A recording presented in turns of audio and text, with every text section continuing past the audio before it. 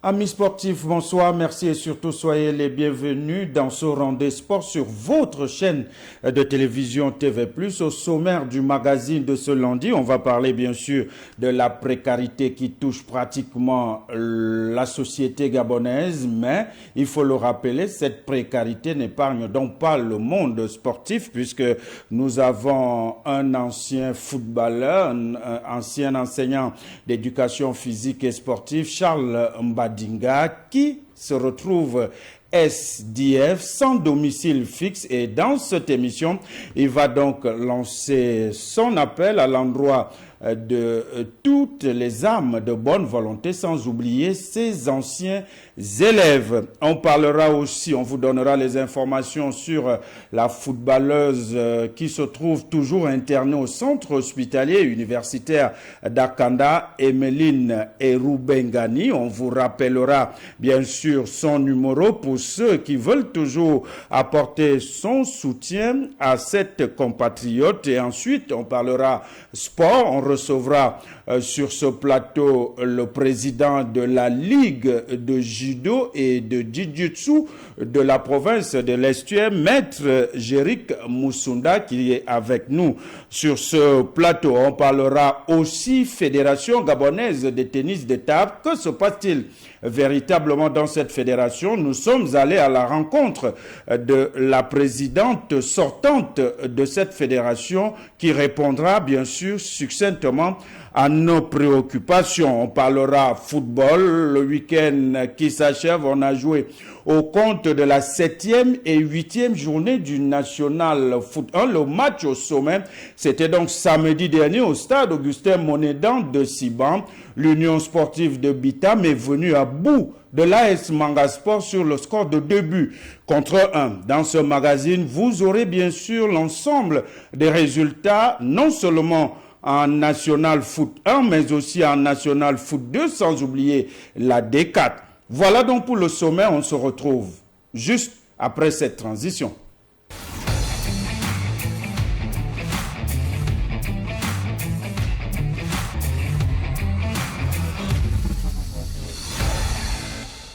Rebonsoir à tous. En ouverture, bien sûr, de ce magazine de sport, ce Save Our Soul, ce SOS de notre compatriote Emeline Eroubengani, ancienne footballeuse. Vous apercevez à l'instant sa photo, ou bien puis-je dire, ces nombreuses photos qui seraient toujours, on le rappelle, dans un état critique au centre hospitalier universitaire d'Akanda. À titre de rappel, cette dernière a fait les beaux jours de plusieurs clubs de l'Estuaire, à savoir Saouti, Académie, Amazon FC, sans oublier bien sûr sa participation avec les Panthères Football version dames. Aujourd'hui donc, comme vous pouvez le voir sur ces images, elle a toujours besoin de notre soutien, et pour cela, pour les âmes de bonne volonté, pour ceux qui veulent bien sûr assister notre compatriote Emeline Eroubengani, je vais rappeler le numéro magique, le 0 77 44 53 66. Je réitère donc ce numéro, le 0 77 44 53 66. Après donc notre compatriote Emeline Eroubengani, il faut dire que notre aussi se trouve en ce moment pratiquement vit à la Belle Étoile. C'est un SDF puisque les vents qui soufflent parfois sur Libreville finissent par emporter tout sur leur passage, et sa toiture n'a pas donc été exemptée. Charles Mbadinga, ancien footballeur de l'Union sportive de Bitam, enseignant d'éducation physique et sportive, peut-être aujourd'hui entre griffes, pratiquement retraité, se trouve donc vit à la Belle Étoile. Il a tenu à lancer ce cri de détresse, d'abord pour l'ensemble des Gabonais, particulièrement le monde sportif et footballistique, ses anciens coéquipiers de l'Union sportive Ombilandi-Ami, mais surtout ses anciens élèves. On écoute donc Charles Mbadinga. Je suis monsieur Charles Mbadinga, Le matériel que vous voyez au sol vient de ma maison que le vent vient d'emporter, la toiture. Depuis 3 jours, je vis dans ce climat-là.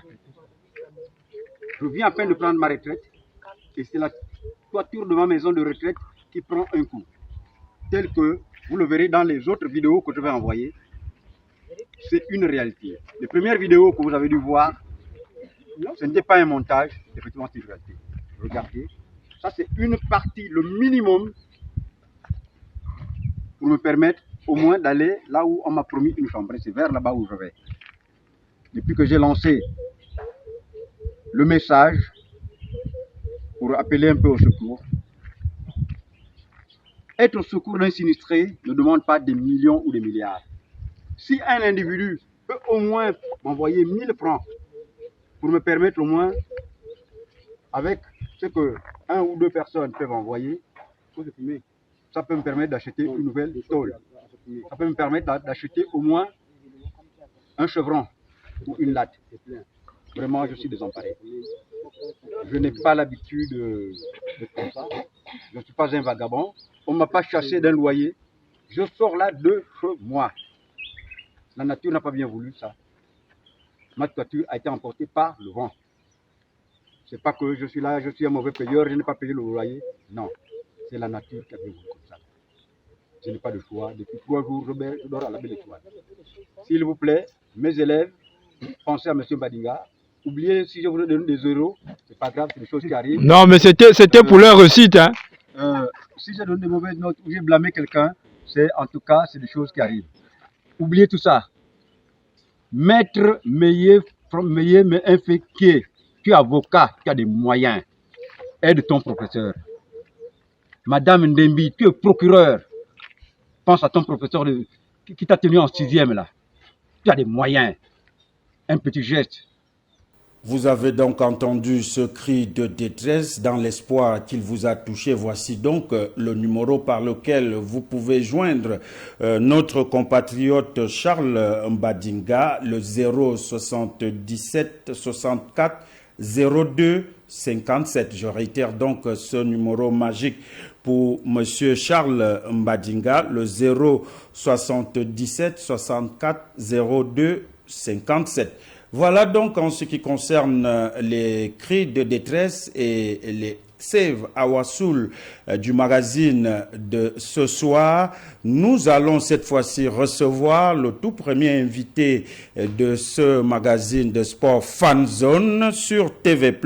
Il s'agit donc du président de la Ligue de Judo et de Jiu-Jitsu de l'Estuaire, Maître Jérick Moussunda. Maître, bonsoir. Bonsoir. Merci d'avoir accepté notre invitation. On rappelle tout simplement que l'actualité chez vous, c'est le championnat provincial de judo qui, le week-end qui s'achève, était donc à sa 2e journée.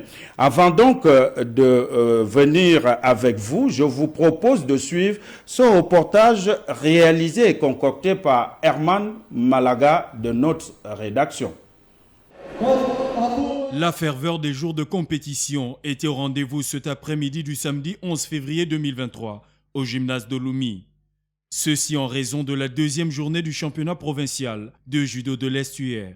Le président de cette ligue livre son sentiment. Conformément à l'objectif que nous nous sommes assignés, c'est de pousser les athlètes à fournir plus d'efforts. Une première journée où c'était un peu timide. Aujourd'hui, nous constatons un peu plus d'engagement.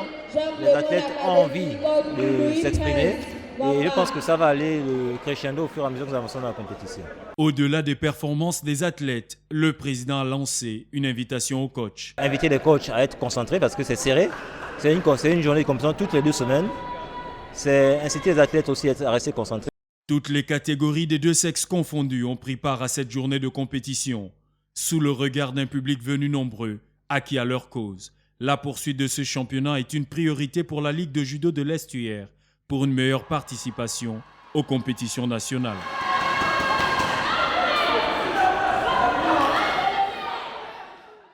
Après donc ce reportage de Herman Malaga lui-même, il est aussi présent sur ce plateau. Herman, bonsoir. Bonsoir Joël, bonsoir Président. Voilà donc, Président, vous avez suivi ce reportage réalisé par Herman de notre rédaction. Vous étiez à la deuxième journée de ce championnat que vous organisez à l'Estuaire. Concrètement, comment ça se passe dans l'ensemble depuis la première journée jusqu'à hier? Merci déjà de nous recevoir sur votre plateau. Dans l'ensemble, ça se passe, je vais dire, bien. Pour une première tentative, parce que je dis première tentative, parce que notre championnat le fait souvent en une journée. Là, nous sommes partis sur l'option de le faire en 4 journées. Et on constate la mobilisation des clubs et des athlètes. On assiste à des combats très engagés et des responsables de clubs aussi qui sont très concentrés sur cette manifestation. Quand vous parlez des clubs, ils sont combien à prendre part à ce championnat? À ce jour, il y a 12 clubs qui ont pris part à la deuxième journée, sachant que dans la province de l'Estuaire, c'est 20 clubs affiliés. Pour une estimation de combien de combattants? 80 combattants à la première journée, 80 combattants à la deuxième journée. Et est-ce que le niveau technique de ces combattants, même si Herman l'a soulevé dans le reportage, est-ce que le niveau technique de ces judokas est satisfaisant? Je dirais satisfaisant, mais il y a à faire. Parce qu'on a assisté hier à de très belles rencontres, très beaux combats. Il y a des combats où le niveau laissait plus ou moins à désirer, mais il y a des combats où le public était satisfait et nous-mêmes, organisateurs, étions satisfaits de la qualité de certains combats. Herman, vous étiez donc au gymnase d'Ouloumi, on le rappelle, c'était dans le cadre de la deuxième journée de ce championnat provincial. Avant d'aller un peu plus loin dans cet entretien avec le président, comment vous avez jugé l'engouement des principaux concernés, donc les athlètes eux-mêmes? J'étais agréablement surpris de constater que les athlètes étaient dans un état d'esprit plutôt de compétition. Ces athlètes ils m'ont donné l'impression d'être véritablement concernés par ce qui se passait. Au-delà des athlètes, il y avait également ce public qui a répondu présent. On était vraiment dans une ferveur de compétition. On n'avait pas l'impression que ça faisait quand même 2 ans qu'au niveau du Gabon, les compétitions, le sport s'était quelque peu arrêté à cause de la pandémie. Et je crois qu'au niveau de la Ligue, c'est une réussite. D'ailleurs, je voulais demander au président comment il a réussi à son niveau, quelle stratégie, comment ils ont travaillé pour que cette mobilisation se fasse, parce qu'on a vu des jeunes même qui étaient en tenue d'établissement, mais qui sont arrivés, qui donnaient de la voix et qui prenaient du plaisir à regarder ces judokas se succéder sur les tatamis. Président, quelle a été la méthode ou quel a été le secret? Parce qu'après 2 ans, ce n'était pas facile de relancer et on a vu que hier, c'était vraiment pour une deuxième journée une réussite. Oui. En effet, depuis la levée des mesures barrières restrictives, dès qu'on a levé, la Ligue a attaqué le terrain. 2 jours plus tard, on a organisé un regroupement qui concernait essentiellement les filles.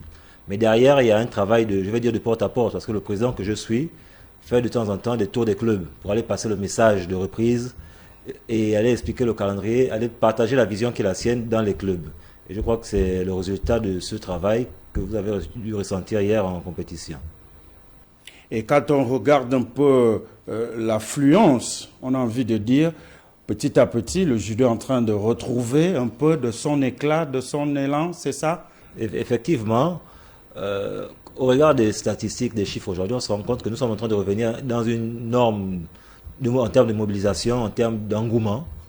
Et il y a quelques années, on venait en compétition, nous avions à peine 30 combattants. Là, vous remarquez que depuis qu'on a démarré la saison, on tourne autour de 80 combattants à chaque fois. Ça veut dire que les clubs sont répartis sur le terrain recrutés. Les clubs retrouvent de l'intérêt à la chose collective qui concerne la Ligue de l'Estuaire de judo et même fédérale. Voilà. Et quand on regarde, on se souvient un peu de ce judo amené par les Bamélani, Ngouan, les Bandong et tout ça qui ont fait quand même vibrer le public gabonais. Qu'est-ce qui explique aujourd'hui que ce judo soit tombé, on ne va pas dire si bas? Moi, je ne dirais pas tombé, il y a un cycle dans chaque chose. Il faut pouvoir renouveler les élites. Lorsqu'on a des anciens, comme celle que vous avez dit, Mélanie Ngouan, qui est resté longtemps dans le milieu, il faut que derrière on travaille sur le renouvellement. Peut-être qu'à ce niveau, on n'a pas forcément assuré. Mais aujourd'hui, nous regardons les petites catégories. Nous, au niveau de la Ligue, on regarde les petites catégories justement pour que dans 4 ans, on ait une nouvelle élite. Chaque Olympiade, en réalité, on doit pouvoir créer l'élite remplaçante. Donc si on vous comprend bien, aujourd'hui, on a déjà des remplaçants capables de nous représenter au JO de Paris 2024 ?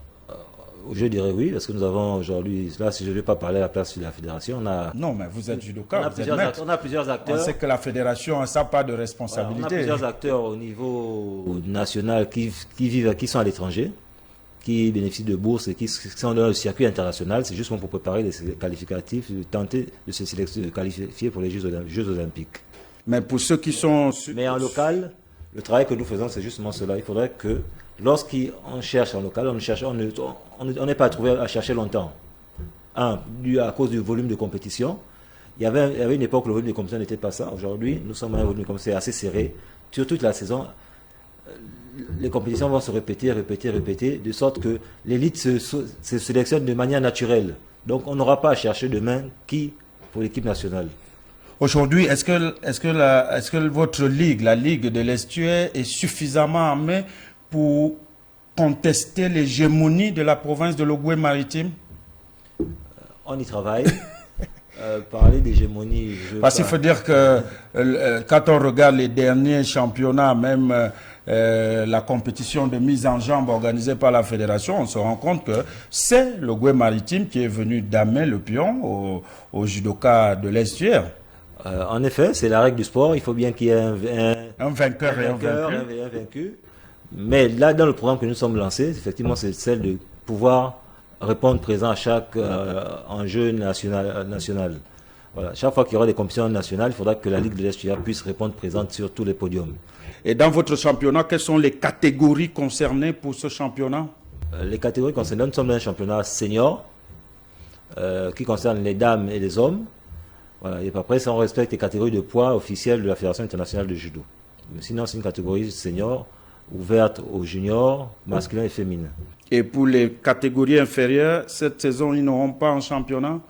Dans 2 mois, nous aurons un championnat cadet et junior. Et il y a des tournois qui sont organisés. Là, on est concentré d'abord sur le championnat provincial. Et le mois prochain, nous aurons une compétition enfant pour les petites catégories, les benjamins, les pupilles et tout ça. Et ensuite, il y aura un championnat national, un championnat provincial comme celui qui se fait actuellement pour les cadets et les juniors. Vous parlez d'un championnat provincial. Combien de clubs viennent du Komo Kango, du Komo Monda ou de la Noya dans cette compétition provinciale? Là, je veux simplement vous répondre que pour l'essentiel des clubs aujourd'hui qui sont présents dans le championnat, c'est Libreville, Akanda, Ovendo. Il y a un club Antoum qui est nouvellement créé, qui n'a pas encore de potentiel compétiteur pour prendre part à un tournoi de ce niveau-là. Voilà, donc pour l'instant, l'essentiel des clubs, c'est Akanda, Libreville, Ovendo. Donc ça veut dire que Coco Beach, il n'y a pas, Kango, il n'y a pas, Antoum, il n'y a que un club qui vient à peine d'ouvrir ses portes. Le problème de l'ouverture des clubs à l'intérieur du pays, pour moi, c'est un problème de ressources humaines. On peut avoir sur papier le projet de s'installer à Coco Beach, mais après, derrière, il faut trouver l'animateur qui va faire vivre le club. Valable pour Coco Beach, valable pour Ntoum, valable pour Kango. Et sinon, les projets sont là. Dès qu'on a les opportunités d'un animateur, ça va suivre en réalité. Herman, c'est la goutte d'eau parfois qu'on ne comprend toujours pas avec aujourd'hui l'ouverture des centres administratifs pratiquement sur l'ensemble du territoire national. Comment comprendre que les enseignants d'éducation physique et sportive ne s'intéressent pas aussi à la pratique de certaines disciplines sportives? Oui, c'est quand même un peu étonnant comme vous le dites, parce que je me souviens que lorsque nous sommes allés du côté du stade d'Angondje prendre part au lancement du championnat d'athlétisme, également comptant pour la Ligue de l'Estuaire, en discutant avec les responsables, c'était l'une des questions que l'on posait.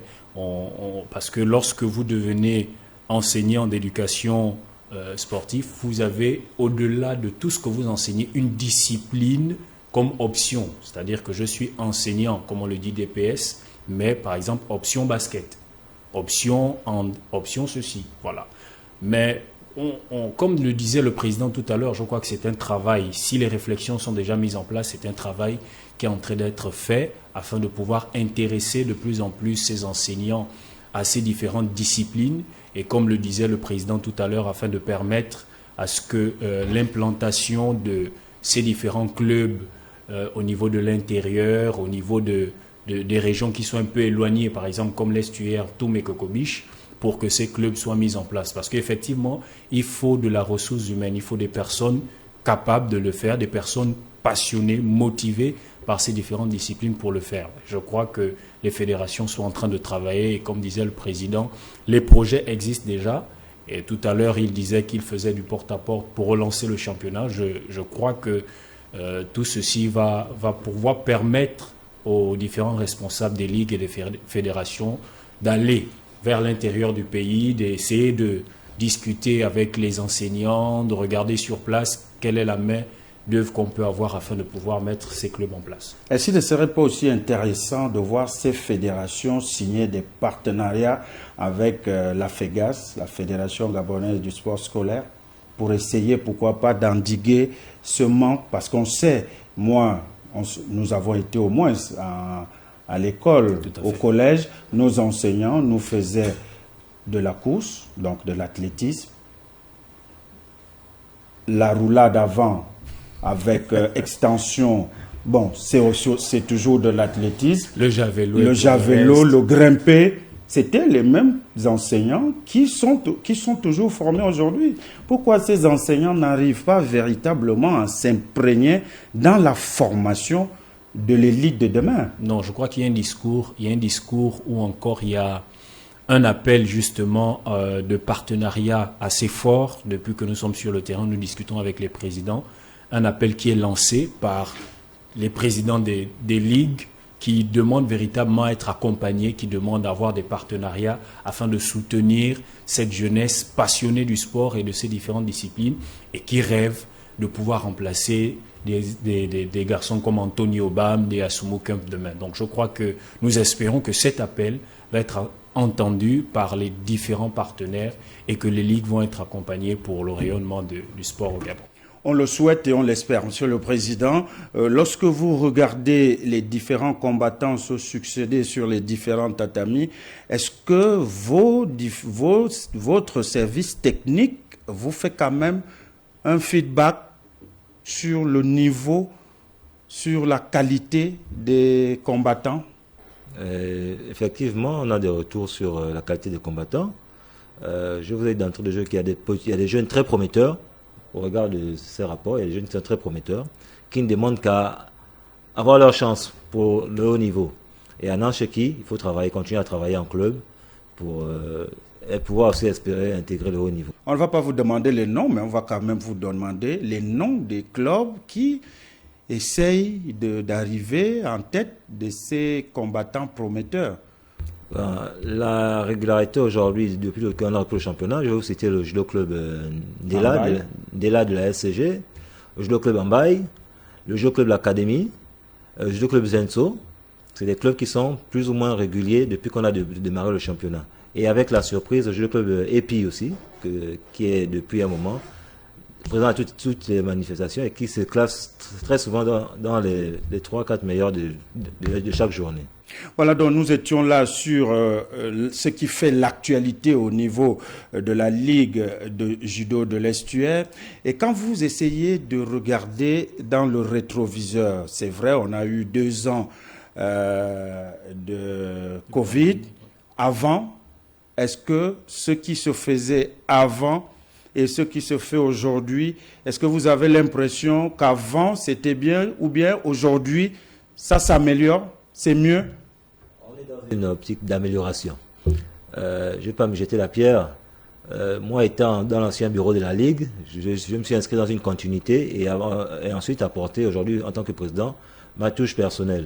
Mais nous sommes dans de l'amélioration et il y a des progrès qui sont vraiment patents aujourd'hui. Et c'est quoi votre touche personnelle? Ça a été quoi? Aujourd'hui, on a innové sur ma proximité avec les clubs. Comme je vous ai dit, je fais du porte-à-porte. Je suis souvent dans les clubs pour vendre le projet. Souvent les présidents ont du mal quand les clubs qu'on gère n'adhèrent pas. Aujourd'hui, j'ai tendance à croire que les clubs adhèrent au projet que je suis en train de vendre et mettre en place. Aujourd'hui, l'innovation encore, comme je vous l'ai dit, c'est le championnat provincial qui se veut en 4 journées, alors qu'habituellement on vient en une journée. Et puis on a dit celui des champions de l'Est hier. Alors là aujourd'hui, c'est les gars qui s'affrontent, ils roulent. Vraiment, quand tu es champion de l'Est hier cette année, tu dois savoir qu'effectivement j'ai capacité, j'ai mérité ma place pour être dans le ranking final. Et on espère qu'au sortir de ce ranking, lorsque je veux encore le dire, la fédération va chercher l'élite pour l'équipe nationale, on va se servir du travail que la Ligue est en train d'accomplir aujourd'hui pour que les gars soient présents en équipe nationale. Voilà. C'est essentiellement ça l'innovation du bureau que je gère.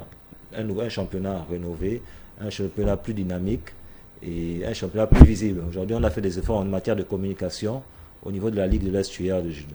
Je pense encore que si on regarde les ligues dynamiques sur la province, on voit c'était la Ligue de judo de l'Est.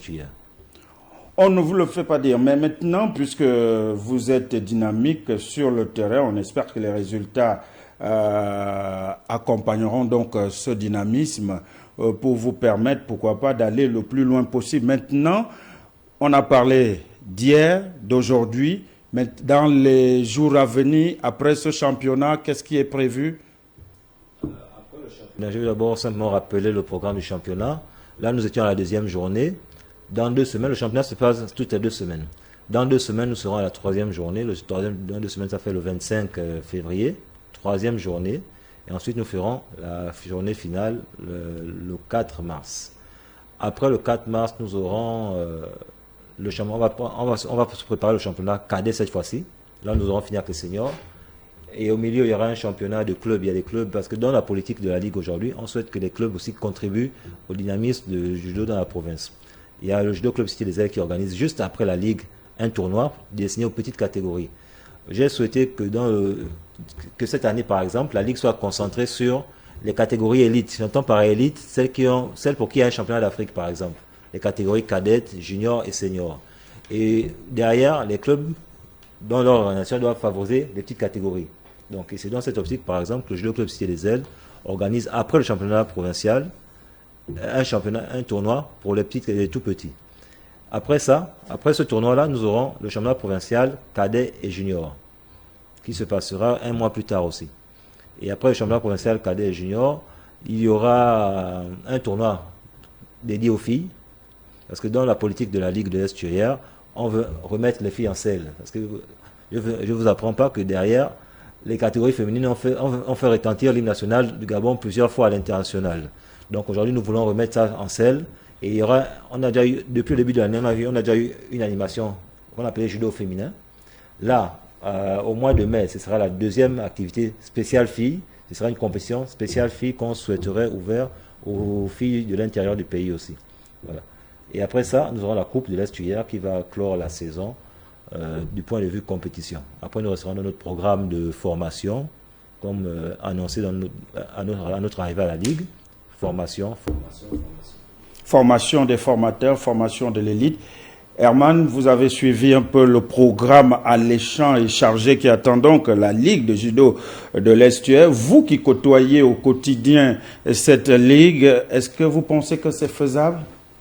Oui, de ce que nous avons vu hier, nous croyons que la Ligue pourra tenir sur ce championnat. D'ailleurs, sur place, il y a le président de la fédération lui-même qui était présent lors de cette journée de championnat. C'est dire que je crois qu'autour de cette fédération, il y a un travail sérieux qui se fait. Le président lui-même a tenu à être là et les compétiteurs également, le corps arbitral, le directeur technique, je pense, les officiels étaient là, les athlètes étaient présents, le public était présent. Je crois que véritablement la Ligue pourra arriver à terme par rapport à son programme. On rappelle donc que nous étions là avec Maître Jérick Moussunda, président de la Ligue de judo et de jiu-jitsu de l'Estuaire. Merci d'avoir accepté notre invitation et merci d'avoir répondu à nos questions. On vous souhaite bon vent et TV+ peut vous promettre d'être là pour vous accompagner dans la réussite de vos projets. Merci à vous pour l'invitation et merci d'avoir couvert l'événement aussi. Merci. Merci. Ceci nous amène donc à parler de tennis de table. Herman, une question persiste ici. Que se passe-t-il véritablement à la Fédération gabonaise de tennis de table avec la présidente sortante Bernadette Nguema? Il faut le rappeler, alors que le bureau de la Fédération gabonaise de cette fédération devrait donc être renouvelé, on le rappelle, le 30 décembre 2022 dernier, et après plusieurs reports, cette assemblée générale élective a été donc boycottée par une partie des acteurs de cette fédération. Aussitôt, cette partie a constitué donc un comité ad hoc, ce que ne veut pas entendre parler la présidente sortante. Je vous propose de suivre ici Bernadette Nguema. Moi, j'ai fait un constat. La première fois, M. Pépin, il devait être candidat en 2016. Curieusement, son dossier n'était pas complet et il ne s'était pas présenté à l'élection. Curieusement, on nous fait savoir à la direction générale vraiment qu'on ne doit pas organiser, parce qu'on était à deux. Il y avait le tennis sur court et moi. Or, moi, j'avais tout mon dossier complet. Et ce Pépin ne s'est pas présenté. Maintenant, le deuxième constat, on refait la même chose. Il boycotte encore l'élection pour la deuxième fois. Je me suis dit, il faudrait quand même laisser le flambeau aux jeunes. Parce que je connais les 3/4 des jeunes qui ont l'amour de cette fédération. Je vois dans d'autres fédérations, ça se fait. Je me suis dit, cette fois-ci, je ne veux plus me représenter. Je ne veux plus. J'ai consulté tout le monde. Mon secrétaire général qui devient mon adversaire aujourd'hui. J'ai consulté tout le monde. Aucun. Mais l'entraîneur, Willingema, s'est dit, mais c'est notre fruit. Il s'est porté garant. On a fait ce qu'on a pu. Et moi, j'ai constaté que non. Il faudrait à un moment donné s'appuyer sur la justice. Et nous sommes allés vers le cabinet Essingon, M. Essingon. C'est ce cabinet normalement qui devait organiser l'élection. Mais étant donné qu'on n'avait pas de moyens, c'est quelqu'un d'autre qui nous a même payé l'hôtel. Vraiment. Je n'avais rien compris. Tout port gentil arrivé, tout Oyem arrivé. Mais bizarrement, au moment où on commence, ils n'ont même pas laissé le temps au cabinet Essingon de dire quoi que ce soit. Tout d'un coup, c'est mon secrétaire général qui va commencer à parler du comité ad hoc. Et moi, j'ai dit, je ne veux pas du comité ad hoc. De un, tu ne peux pas être juge et arbitre. Mon secrétaire général qui fut un temps, qui combattait ces soi-disant ces deux vice-présidents. Et c'est un monsieur comme V qu'on va mettre dans ce comité. Et qui est encore quelqu'un de Port-Gentil. Et à Perano, que je n'ai jamais connu, que je ne connais même pas. Et j'ai insisté devant les journalistes que je ne suis pas pour. Parce que c'est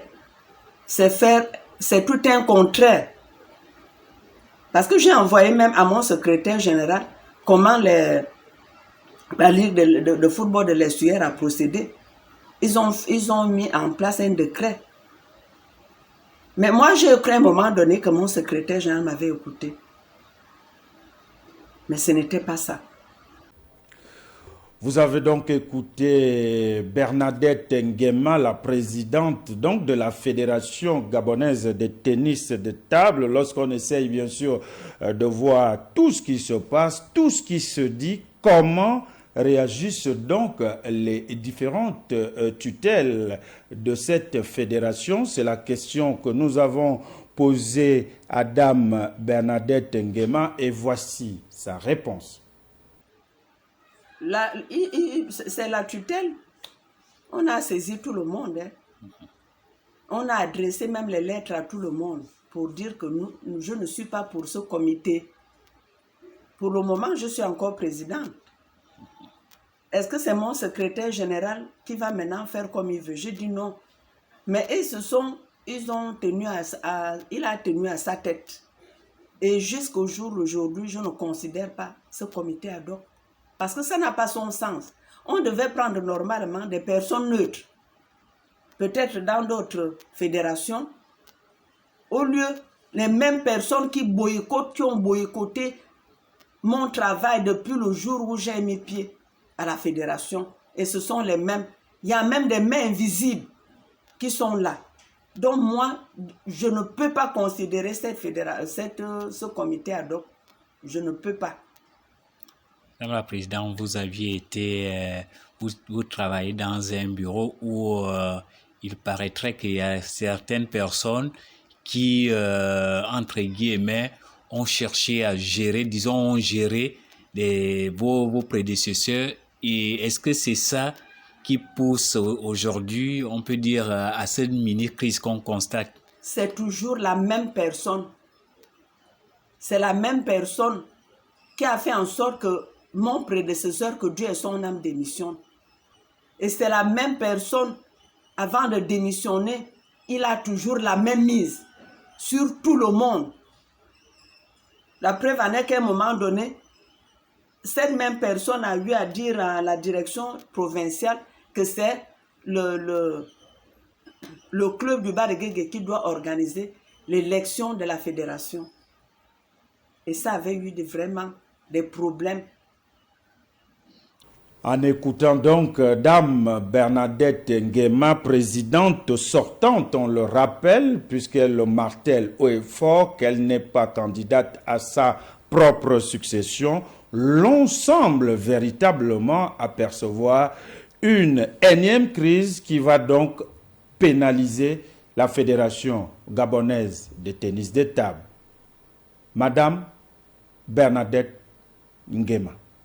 Mais c'est déjà fait. La preuve en est que je crois que le comité olympique a suspendu la fédération tennis de table par rapport aux activités sportives.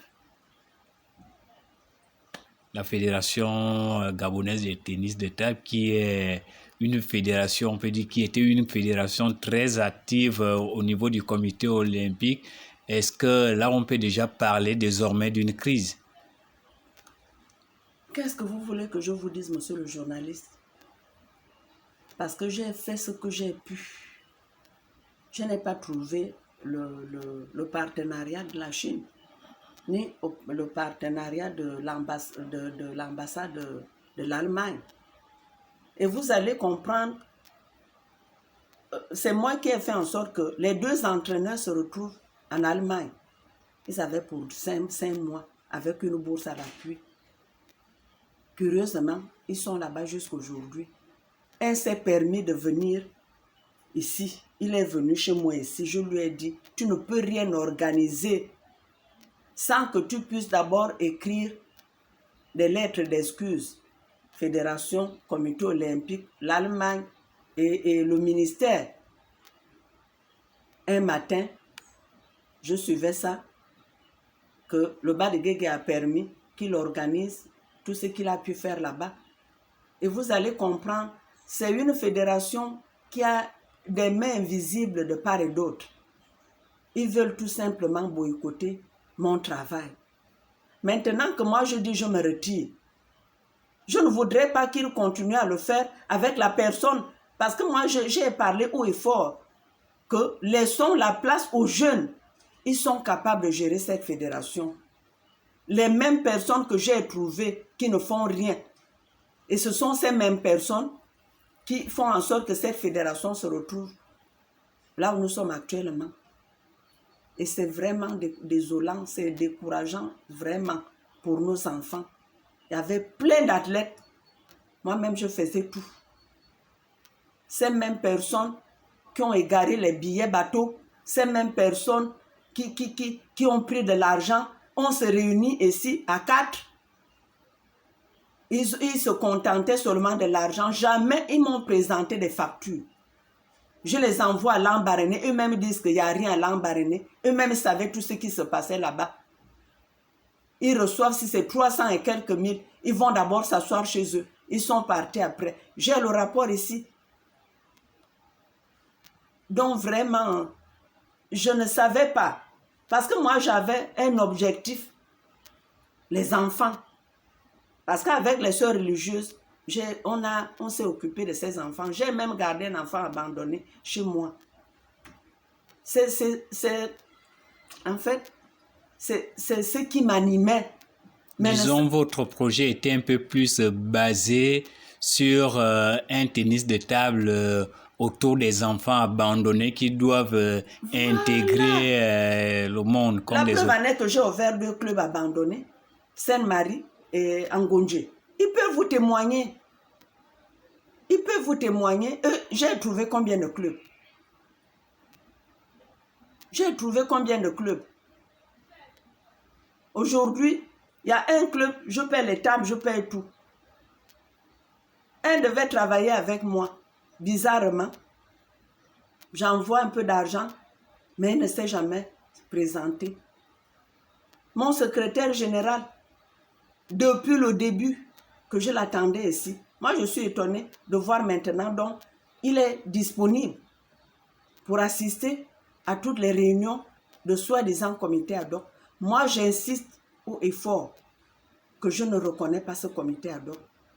On ne peut pas vouloir la chose et son contraire. Donc, voici un peu ce qui m'anime. Depuis 2016, ce sont eux qui boycottent l'élection. J'ai travaillé quelque part, je connais l'administration. Même dans les ONG là, il y a toujours les renouvellements de bureaux. C'est toujours les mêmes personnes. J'aimerais un jour qu'on se présente, même devant le Premier ministre, parce que le Premier ministre en connaît quelque chose. Mon secrétaire général lui a dénoncé.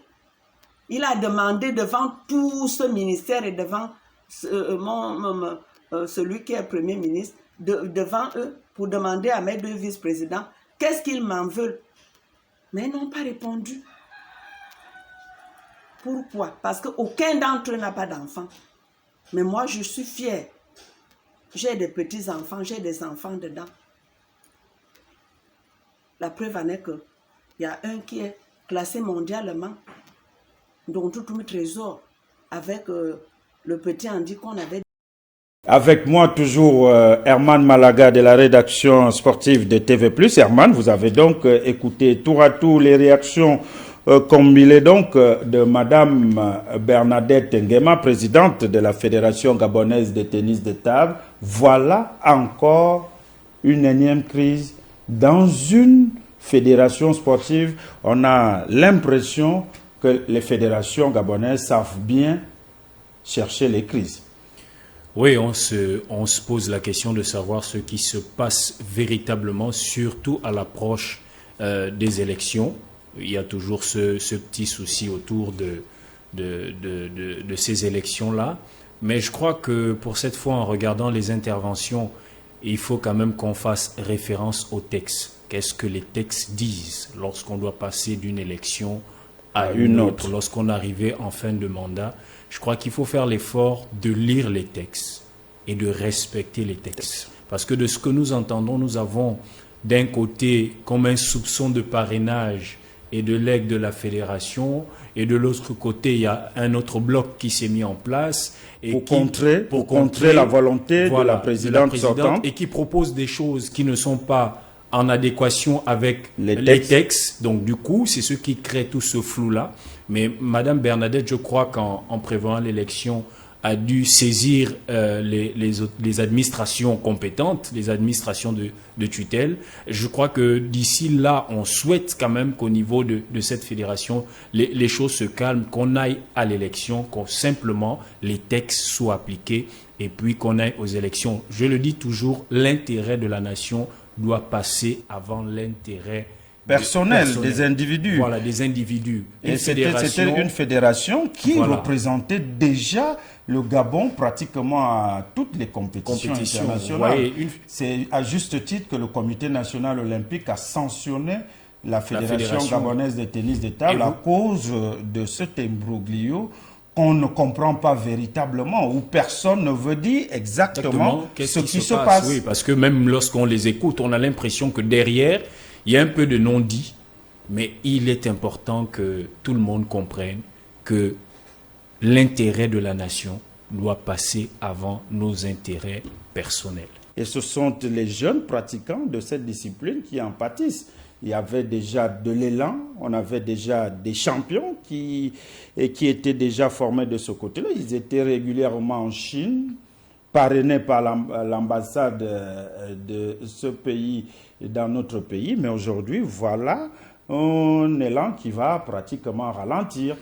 D'un côté, vous avez la présidente de la fédération qui veut jouer un rôle prépondérant dans sa succession. Et de l'autre côté, vous avez l'ancien secrétaire général de Dame Bernadette Nguema qui veut, avec aussi ses amis, participer ou bien pour dire succéder à Dame Bernadette Nguema. Et après, ce sont les responsables des fédérations qui vont vous dire qu'il n'y a jamais d'argent dans ces fédérations, mais on se rend compte que lorsque les pères et les mères se battent pour un poste, forcément qu'il y a non, on souhaite vraiment que il y a le non-dit. On souhaite vraiment que cette guerre s'arrête. Vous savez, je vais partager un souvenir.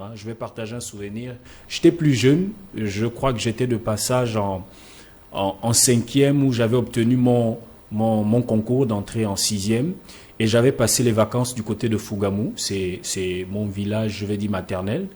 Alors, lorsque j'étais allé pour les vacances, il y avait la nuit des arts martiaux qui avait été organisée et qui se passait du côté de Fougamou. C'était au niveau du marché.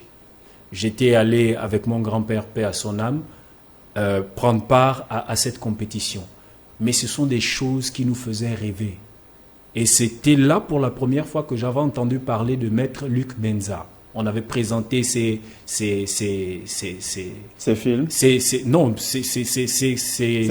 Ces compétiteurs qui étaient présents, qui avaient pris part à cette nuit des arts martiaux. Donc on voyait des karatékas se succéder, des gars qui faisaient le kung-fu, le taekwondo, le judo, etc. Vous voyez, ça faisait en sorte que cette jeunesse-là, même lorsqu'elle partait de Libreville pour l'intérieur du pays, pouvait voir des choses qui pouvaient l'aider à avoir des modèles, à se dire demain, je souhaite devenir comme tel, je souhaite devenir comme tel. Or, aujourd'hui, vous vous rendez compte que le jeune Gabonais n'a plus véritablement de modèle. En qui il se reconnaît, en qui il se voit et qu'est-ce qu'il veut atteindre comme objectif. Voilà pourquoi il est important que ces guéguerres s'arrêtent. Parce qu'il y a des jeunes qui veulent véritablement pratiquer du sport, parce que ces jeunes sont passionnés du sport. Mais c'est en voyant les autres, en exerçant leur discipline, que ce qui est en chacun peut se révéler. Et vous voyez, ça fait sortir les jeunes de tout ce qui est oisiveté et de tout ce qui est pratique, qui est déconseillé par la société. Donc il est important quand même qu'au niveau des fédérations, ces personnes qui nous suivent essayent de mettre de côté leurs intérêts personnels pour faire passer l'intérêt de la nation avant tout, parce que la jeunesse gabonaise a besoin de modèles, a besoin de se reconnaître en quelque chose, et le sport, dans une nation, c'est quelque chose d'important. Si vous regardez, que ce soit au Gabon ou ailleurs, ceux qui font de la musique ou ceux qui font du sport finissent très souvent à accéder à des postes de responsabilité très importants dans la société. Donc il est important véritablement que toutes les disciplines sportives essayent de repartir de l'avant ensemble pour faire parler davantage du Gabon, vendre de la meilleure des façons l'image du Gabon à l'extérieur, mais aussi pour que ce cycle de renouvellement, comme disait le président, en termes d'élite dans les disciplines sportives et demain, ces jeunes qui deviendront des hauts cadres aient l'éthique qu'il faut pour être de bons citoyens et permettre au Gabon de se construire sur de bases solides et de continuer d'avancer. Voilà donc, tout a été dit par Herman Malaga. Il faut donc permettre à la jeunesse gabonaise de rêver, puisque cette jeunesse n'attend que les mesures d'accompagnement pour matérialiser donc leurs rêves. Ceci nous permet de parler basket avec la Ligue de basketball de l'Estuaire qui a lancé son championnat. Cela fait pratiquement un mois aujourd'hui. Chaque week-end, vous avez droit à plus de 38 matchs à travers donc les stades homologués à travers la capitale gabonaise. Notre équipe de reporters était donc du côté du gymnase de Sogatra où les matchs concernant donc les cadets étaient programmés samedi dernier. Je vous invite tout simplement à suivre ce reportage et on se retrouve juste derrière.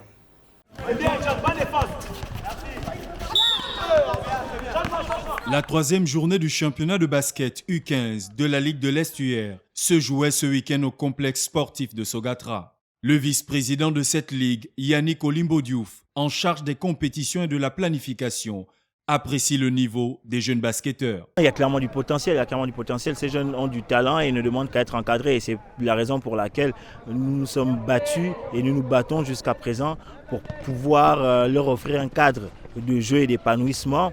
Et les clubs également jouent un rôle très important. Il faut noter qu'on fait partie quand même des rares ligues à avoir des catégories minimes.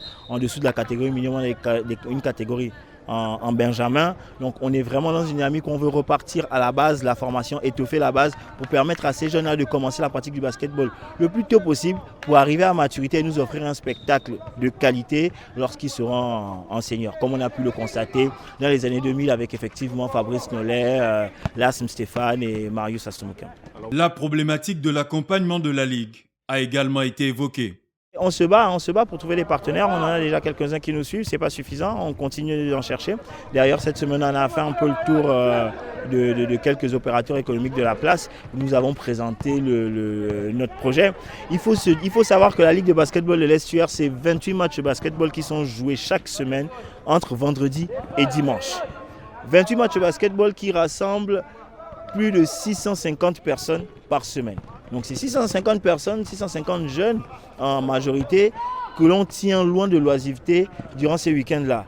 Nous, ce qu'on demande derrière, c'est juste à être aidés, que les opérateurs économiques, que les entités, les institutions nous aident à les accompagner, à faire en sorte que ces jeunes s'épanouissent. Sur le plan technique, il y a encore beaucoup de choses à améliorer. Bon, en ce moment, je tiens à rappeler que ce sont les cadets. Et donc les cadets, c'est un groupe en formation. Donc on a encore beaucoup de déchets, mais bon, on essaie d'améliorer au fur et à mesure que les enfants jouent. Entraînement, match, on essaie d'améliorer et gommer un peu toutes les coquilles que nous rencontrons.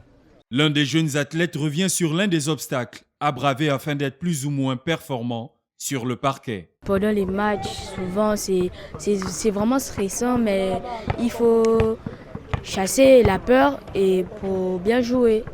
Mais sinon, au début, quand tu es nouveau, c'est d'abord stressant. Mais après, ça passe quand tu es sur le terrain. L'objectif visé par la Ligue de basket de l'Estuaire est d'accompagner ces jeunes dans leur formation, dans l'optique de produire des élites du basket gabonais. Voilà donc après donc ce reportage réalisé et concocté donc par Herman Malaga. On rappelle tout simplement que notre chef vient de nous rejoindre. Il s'agit donc de Jeremy Ngoma, toujours de la rédaction sportive de TV+. Jeremy, bonsoir. Bonsoir Joël. Vous avez donc suivi ce reportage réalisé par Herman Malaga. C'était donc au gymnase de Sogatra où les jeunes basketteurs se sont donc livrés d'adresse et de talent. Dans l'ensemble, comment avez-vous trouvé ces jeunes? Beaucoup d'engouement déjà de la part de ces jeunes, déjà sur le site même du complexe sportif de Sogatra. Il faut dire que c'est la succession justement des journées du championnat de la Ligue du basketball de l'Estuaire qui continue de s'enchaîner. Donc comme ça, on a pu voir des jeunes talentueux, beaucoup de jeunes qui continuent à se révéler davantage. Ça prouve que le Gabon, Libreville notamment, constitue en termes de talent un vivier important. C'est d'autant plus une très bonne chose pour nous de continuer à voir ces jeunes-là, ces jeunes pousses qui continuent de progresser parce que, comme j'ai coutume à le dire, la formation est une valeur nécessaire, une valeur importante pour produire de bonnes générations au niveau international dans les prochaines années. Herman? Jeremy l'a dit, c'est un travail sérieux qui est abattu par la Ligue provinciale de basket de l'Estuaire, mais également tous ces passionnés de basket au Gabon, les différents coachs que nous avons pu rencontrer, qui sont véritablement dans un cycle de formation. Ils ont vraiment mis l'accent sur la formation, et ce qui est intéressant, ce sont les perspectives, les perspectives qui ont été annoncées par ces responsables. Ils ne vont pas se limiter seulement à l'aspect sportif. Le monde évolue et aujourd'hui, c'est beaucoup plus sport-études. Donc, ils sont véritablement dans un cycle de formation qui va pouvoir embrasser tous les aspects, que ce soit au niveau des études, les relations entre la Ligue, entre les clubs et les parents, et les partenaires également que ces ligues ne cessent d'appeler afin de les accompagner, comme disait Jeremy, pour préparer l'élite de demain, renouveler ce cycle d'élite que nous avons connu par le passé au niveau du basket au Gabon. Même si notre partenariat, lui, demeurera toujours, parce que nous serons toujours là pour relayer leurs activités au quotidien, même si parfois certains responsables ne comprennent pas l'intérêt souvent de communiquer et de donner l'information vraie. Occasion également pour nous ici sur ce plateau d'interpeller à nouveau les différents responsables des fédérations, des ligues, des clubs et associations. Il faut communiquer pour que le grand public, pour que ceux qui apprécient ce que vous faites puissent quand même être édifiés au quotidien. On espère que le message est passé.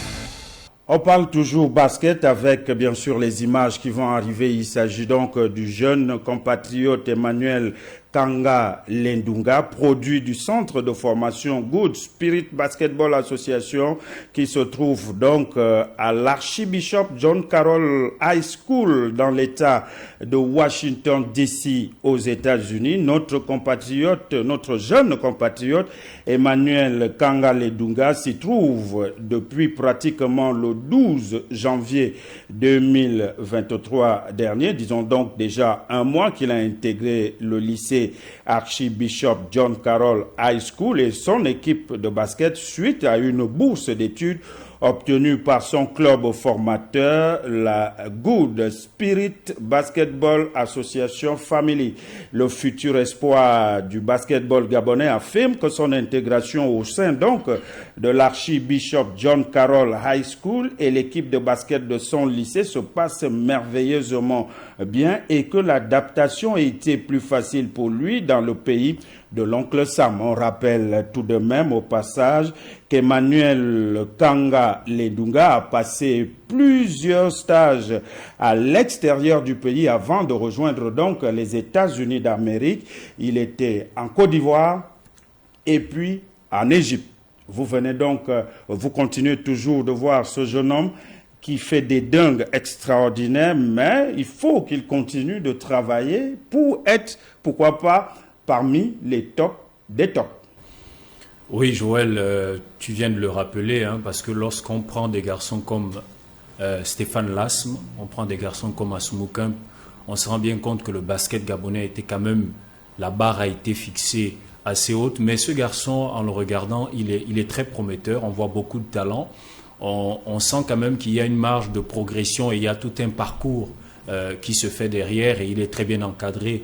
Vous avez parlé de l'équipe de basket de son école et on sait que dans ce pays-là, pour pouvoir pratiquer le sport de votre passion, être dans l'équipe de votre lycée, vous deviez également allier, cela doit se faire, en fait, vos résultats scolaires sport-études, on allie sport-études. Voilà, vos résultats scolaires également doivent vous permettre de pouvoir faire partie de ces équipes-là. Donc c'est un garçon prometteur, on croit en lui, on espère véritablement que dans l'avenir, il va faire rêver les Gabonais, il va tous nous faire rêver et qu'il pourra hisser son nom assez haut dans le basket gabonais comme l'ont fait ses prédécesseurs. Je citais tout à l'heure Stéphane Lasme et tous les autres. Djermin Ngoma.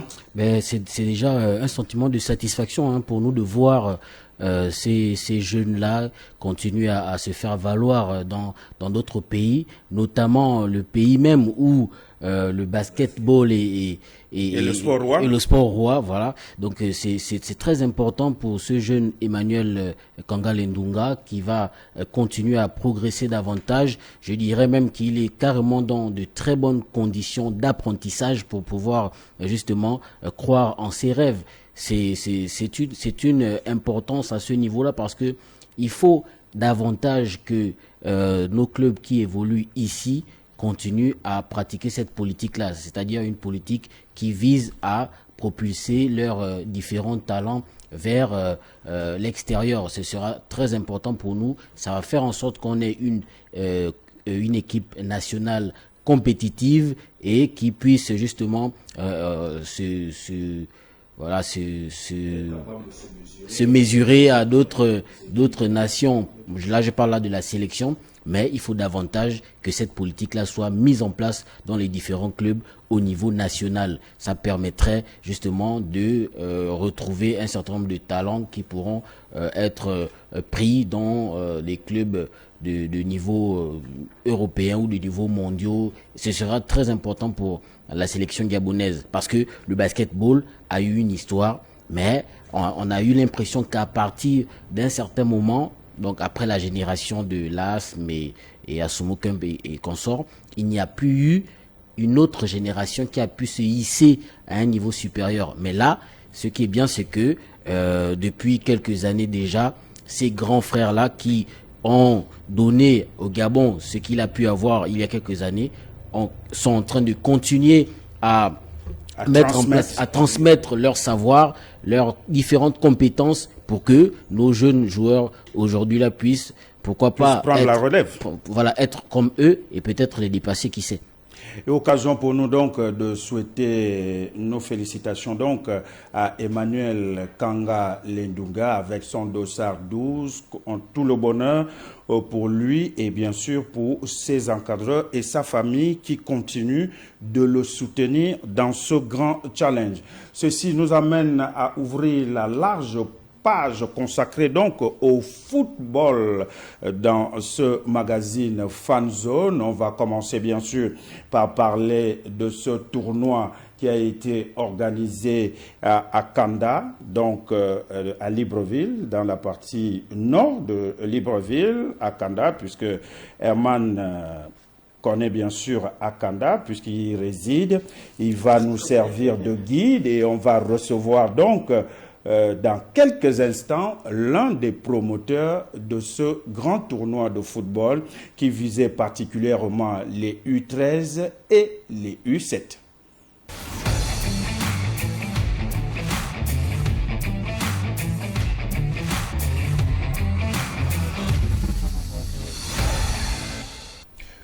Et pour parler bien sûr de ce tournoi de football consacré donc aux catégories U13 et U7, nous recevons le président du comité d'organisation qui n'est autre que Yakevin Mavikana.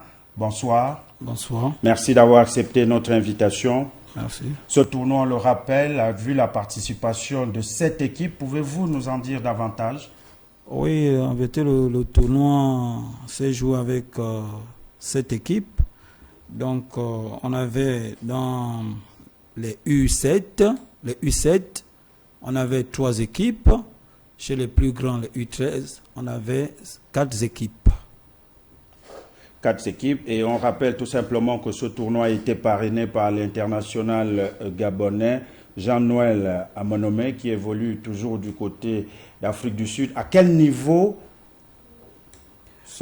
À quel niveau il a intervenu dans l'organisation de ce tournoi? Bon, en vérité, j'ai été approché par Amonomé, avec qui j'ai discuté longuement au téléphone. Et il a un de ses neveux, un de ses petits frères qui est dans Malachi United, qui évolue bien sûr dans les petites catégories.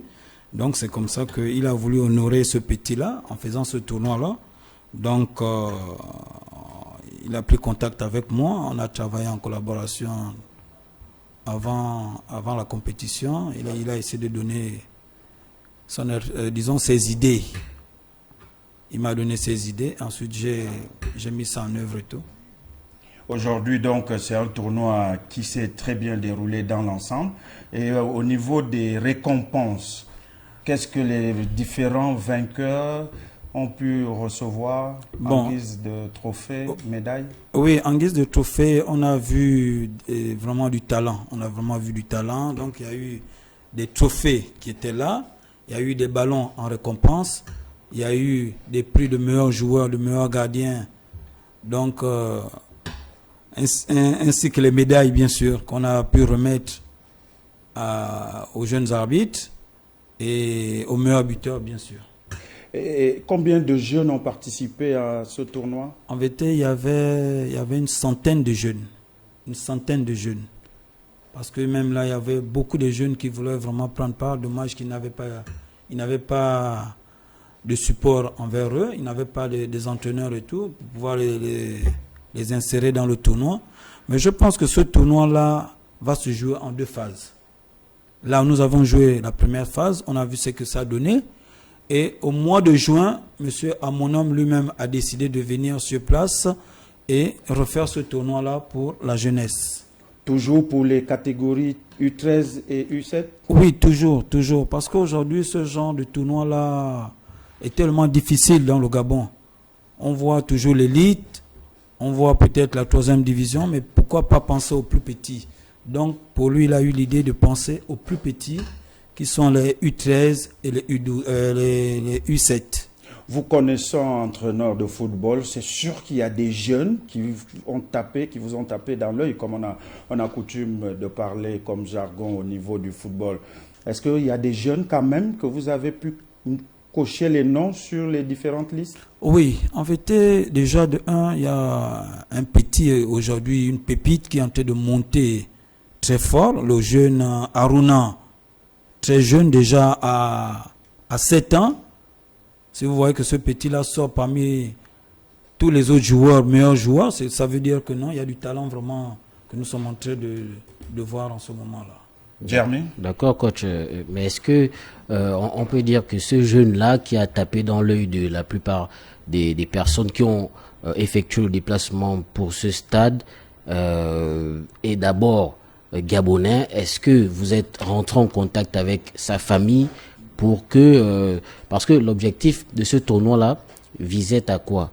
Est-ce qu'il suffisait juste d'organiser le tournoi et laisser tous ceux qu'ils ont tapé dans l'œil, ou derrière, il y aurait un suivi? Bon, déjà, je vous dis déjà que le jeune en question, c'est un petit du centre de formation de Malachi United. Bon, ça, c'est un petit nom qu'on a donné juste à Runa, comme ça. Mais, sans vous mentir, ce petit-là monte en puissance. Et deuxièmement, l'objectif de ce tournoi-là, c'était de regarder un peu tout le monde. Donc, dans toutes les équipes, en tout cas, on a vu du talent. On a vu des très bons gardiens de U7, des très bons gardiens en U13. Vous voyez un peu. Donc, et les équipes qui ont participé à ce tournoi, est-ce que ce sont des centres de formation ou ce sont des équipes de quartier, comme on a coutume de dire, qui sont venus se faire inscrire? On avait 3 équipes du quartier et le reste, c'est des équipes qui participent à la sous-ligue d'Akanda. Par exemple, une équipe comme Malachi, Talon d'Or, qui participe aux activités de la sous-ligue d'Akanda. Est-ce qu'on peut dire qu'au sorti de ce tournoi-là, le comité d'organisation est satisfait de ce qui a été mis en place? En fait, moi, je sors de là très heureux. Très, très heureux parce que dès le départ, il y avait des doutes. Mais me connaissant dans ce genre d'organisation, je savais que ça devait bien se passer. Et je suis un habitué dans la formation des jeunes. Donc voilà pourquoi je me suis mis à fond. Est-ce que vous avez déjà fait le feedback de tout ce qui s'est passé au promoteur principal qui n'est autre que Jean-Noël Amonome? Bon, déjà aujourd'hui, il est en possession de tout ce qui s'est passé parce que on a eu une personne qui est là pour ça, qui est en contact avec lui, non seulement sa sœur, mais son beau-frère aussi. Donc c'est celui-là qui l'a fait le relais complètement, quoi. Donc il est au courant, il est au parfum de tout ce qui s'est passé. Et en retour, on vous a dit qu'il est satisfait? Oui, il est très content même de ce tournoi-là. D'où on attend le mois de juin pour rebeloter? Oui, en vérité, lui-même déjà, on avait déjà en discuté. Il m'avait déjà dit non. C'était juste un essai qu'on a voulu faire et chapeau à cet essai-là. Donc il a dit au mois de juin, il sera là lui-même pour apporter de l'appui aux enfants, amener du matériel, si possible des ballons, des choisibles, etc. Aujourd'hui, on sait que le coach, comme on vous appelle souvent, votre petit nom, le coach Bebeto, oui, est toujours dans la formation. Vous êtes toujours au centre Malachi. Aujourd'hui, où en êtes-vous au niveau de vos activités? Bon, moi je vous remercie d'abord. D'abord, moi je fais partie des plus vieux entraîneurs de ce Gabon-là, parce que j'ai commencé dans le tas. Ma première école de football qui a pu me détecter, c'est l'école de football d'Igaï Dibling. Après d'Igaï Dibling, je suis allé du côté de Kunga. Après Kunga, je suis allé dans un autre club comment on appelle ça, les Anges. Donc là-bas, déjà à Digaï, je suis sorti champion dans les petites catégories avec Digaï. Ensuite, à Kunga, j'ai joué la finale en junior de la Coupe de l'Estuaire. Et aux Anges, je me suis arrêté en demi-finale. C'est pour vous dire que moi, je suis un coach, bon, disons, j'aime travailler dans l'ombre. Déjà aujourd'hui, quand je vois par exemple l'ex-capitaine qui a joué en U17, Reteno Lekana, sort de ma formation. Aujourd'hui, je vois mon bel Loïc qui est à Mangasport, c'est ma formation. Sans parler du jeune Gibindi Glen qui est du côté de Bwengidi, qui sort de ma formation. Donc c'est pour vous dire que je fais vraiment un grand travail dans ce Gabon-là. Et vous êtes satisfait quand vous voyez vos produits aller monnayer leur talent ailleurs? Vous êtes satisfait, vous êtes content? Oui, je suis très très content parce que c'est des enfants qui sortent un peu disons de la boue. Bon, des milieux un peu difficiles. Donc, c'est des enfants que j'ai cooptés comme ça en passant et puis je leur ai encadré et tout. Aujourd'hui, c'est un petit comme Gibini Glen qui a joué Montaigu pour la première fois. En revenant de Montaigu, il m'a appelé pour dire « Papa, qu'est-ce que je vous ramène ?» J'ai dit « Non, ramenez-moi juste vos maillots. » Mon objectif aujourd'hui, c'est de voir ces enfants-là évoluer, devenir des grands footballeurs et aider leur pays un jour. Même si Jeremy n'a pas suivi l'exemple de ses petits frères, mais lui, il est devenu journaliste. Oui, une question à votre ancien coach. Non, pas une question. Peut-être continuer à l'encourager dans ce qu'il fait, c'est très important. Il m'a tenu, j'étais encore très jeune, il y a plusieurs années, on va dire 15 ans, pour être un peu plus précis. Le coach Bebeto est un très bon formateur, c'est quelqu'un de très passionné. Et j'encourage davantage à tous ceux qui sont sous sa houlette de l'écouter parce qu'il prodigue des bons conseils. Il produit également des champions. Ce serait important d'être à ses côtés. C'est un bon formateur. On n'en retrouve pas beaucoup dans notre pays-là. Il y a des coachs qui sont faits pour tenir des sélections nationales ou encore des grands clubs. Mais il y en a d'autres qui sont faits pour former sérieusement des talents. Voilà. Vous êtes devenu une élite. Et je rappelle aussi à nos téléspectateurs que le réalisateur de cette émission, Ulrich, est passé aussi entre les mains du coach Bebeto. Aujourd'hui, quand vous croisez vos enfants, Est-ce que vous avez encore l'occasion de leur prodiguer quelques conseils pour persévérer? Oui, aujourd'hui, en vérité, j'ai presque tous les numéros de tous mes petits, tous mes joueurs que j'ai formés. Parce que de temps en temps, ils sont là, ils m'appellent toujours pour pouvoir leur prodiguer des conseils. Et même aujourd'hui, je voudrais lancer un cri d'appel par rapport aux jeunes qui est aujourd'hui au CMS. Parce que je viens d'envoyer un produit au CMS. Aujourd'hui, il est tenté de jouer en junior, mais il est tenté de monter en puissance en ce moment-là. C'est sûr que d'ici la fin de saison, peut-être qu'on pourra le faire signer peut-être en première division. Deuxièmement, je voudrais lancer le cri d'appel à la Fédération gabonaise de football.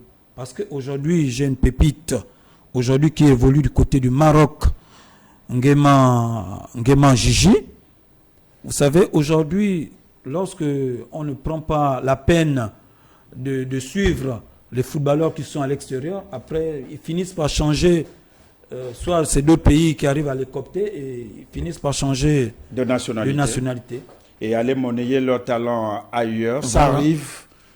Oui, ça arrive beaucoup, hein, ça arrive beaucoup. Et je comprends un peu le coach Bebeto parce que le jeune Nguema Gigi dont il est en train de parler est un jeune qu'il a formé, mais qui est allé, on va dire, qui est en train de poursuivre sa formation du côté du Maroc.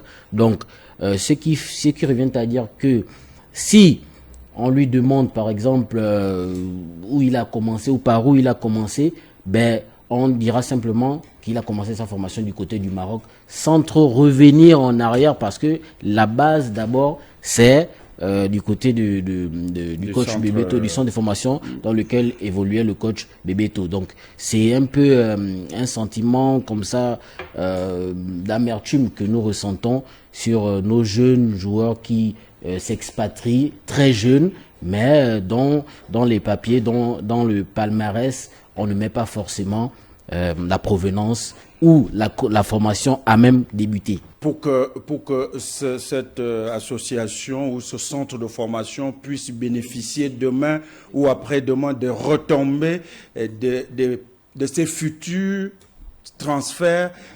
Mais quand on interpelle la fédération, c'est quel service à la fédération qui devrait normalement s'occuper? C'est la direction technique qui doit ouvrir, qui doit avoir un fichier général de tous ces footballeurs gabonais qui sortent, ou il y a un autre service à la fédération qui est habilité à suivre ces jeunes-là? Je pense qu'il y a un certain nombre de procédures. D'abord, la direction technique a son travail. Il y a aussi un service juridique qui doit également faire son travail. Parce que lorsqu'on établit un contrat à un joueur au niveau d'ici, dans un club de formation, il faut que ce service juridique-là prenne toutes les précautions nécessaires pour que, même si le joueur s'expatrie dans un club à l'étranger, qu'il puisse toujours bénéficier justement des retombées. On puisse avoir la traçabilité. Merci. Coach Bebeto, vos jeunes vous écoutent, ils vous suivent, ils vous regardent. Un dernier message pour eux, même si tous ne sont pas devenus des excellents footballeurs. Bon, moi, tout ce que je voudrais d'abord dire, c'est de remercier d'abord les parents au passage. Les parents qui ont cru en moi et qui continuent toujours à croire en moi. Je sais que ces enfants-là, demain après-demain, vont devenir des élites du Gabon. Ça, je crois.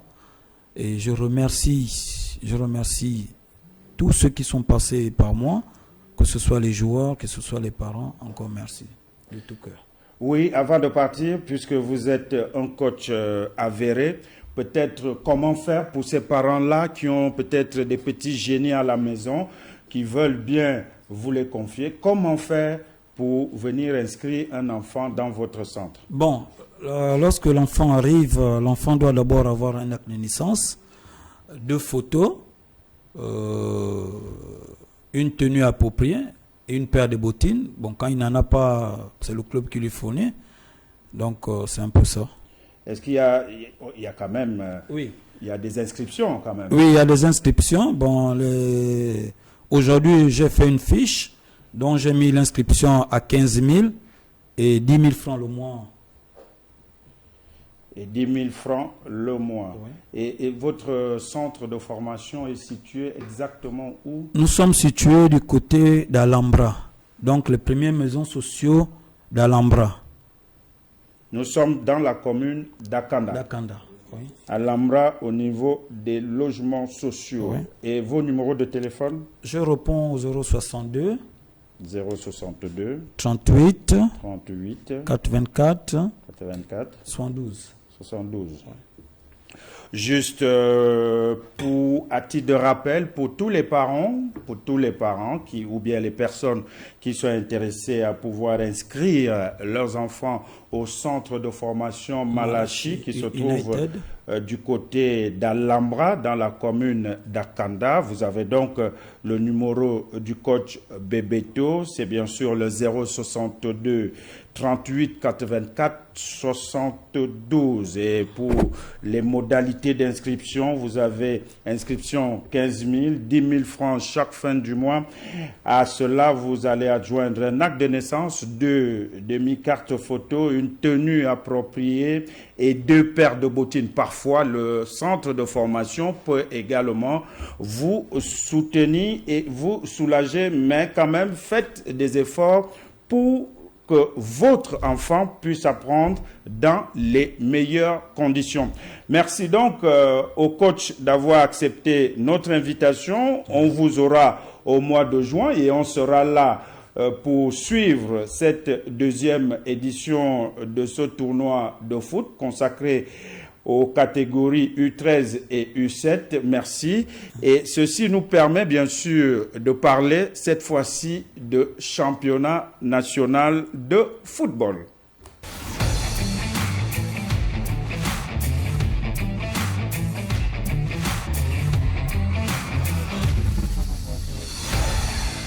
On rappelle tout simplement que le National Foot s'est joué mercredi dans le cadre de la 7e journée de ce championnat de première division. Voici donc les différents résultats enregistrés.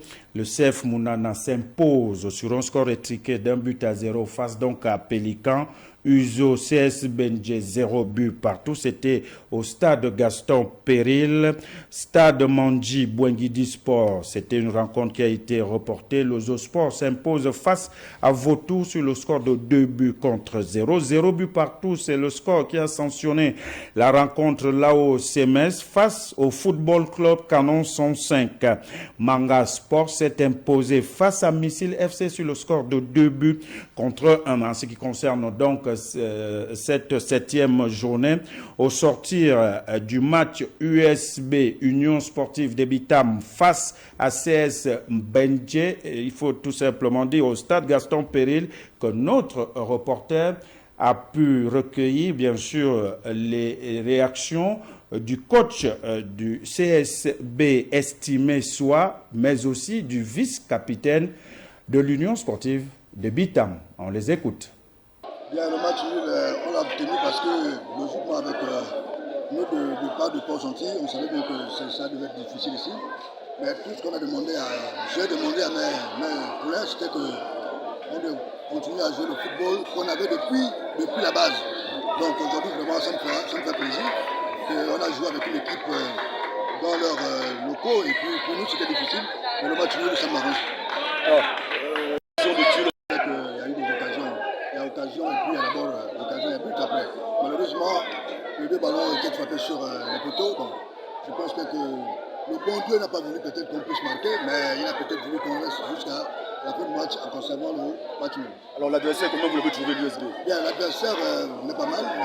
Bon, sauf que la seule difficulté par rapport à l'adversaire, j'ai remarqué qu'ils ont tous les jeux directs.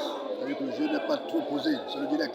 Et quand vous avez le jeu direct, ça veut dire peut-être pas vous aviez peur de l'adversaire. Parce que logiquement, si vous n'avez pas peur de l'adversaire, vous devez poser le ballon. Par rapport à mes poulains, on a posé le ballon, on a presque eu des occasions de but. C'est vrai que c'est en posant le ballon qu'on se retrouve devant les buts. Malheureusement, comme je disais tantôt, on n'a pas pu avoir l'occasion de marquer. Bon, Dieu voulant qu'on fasse le match nul, c'est bien, c'est un point pour nous. À l'extérieur, ça nous arrange. Bon, déjà merci d'abord. Ce que nous pouvons retenir de ce match, c'était bon. Vraiment l'adversaire en face, vraiment tactiquement c'était bien. Donc on avait du mal à trouver des solutions. Malheureusement, nous avons joué pour obtenir les 3 points, ça n'a pas marché. Un point nous suffit, on va se projeter sur le prochain match. Alors une seule victoire en 7 matchs, est-ce que c'est pas un peu compliqué pour vous? Bon, c'est vrai, en ce moment c'est compliqué. Et puis c'est un nouveau groupe, donc il faut travailler tout le temps et puis trouver la cohésion. Parce qu'on ne se connaît pas encore tous.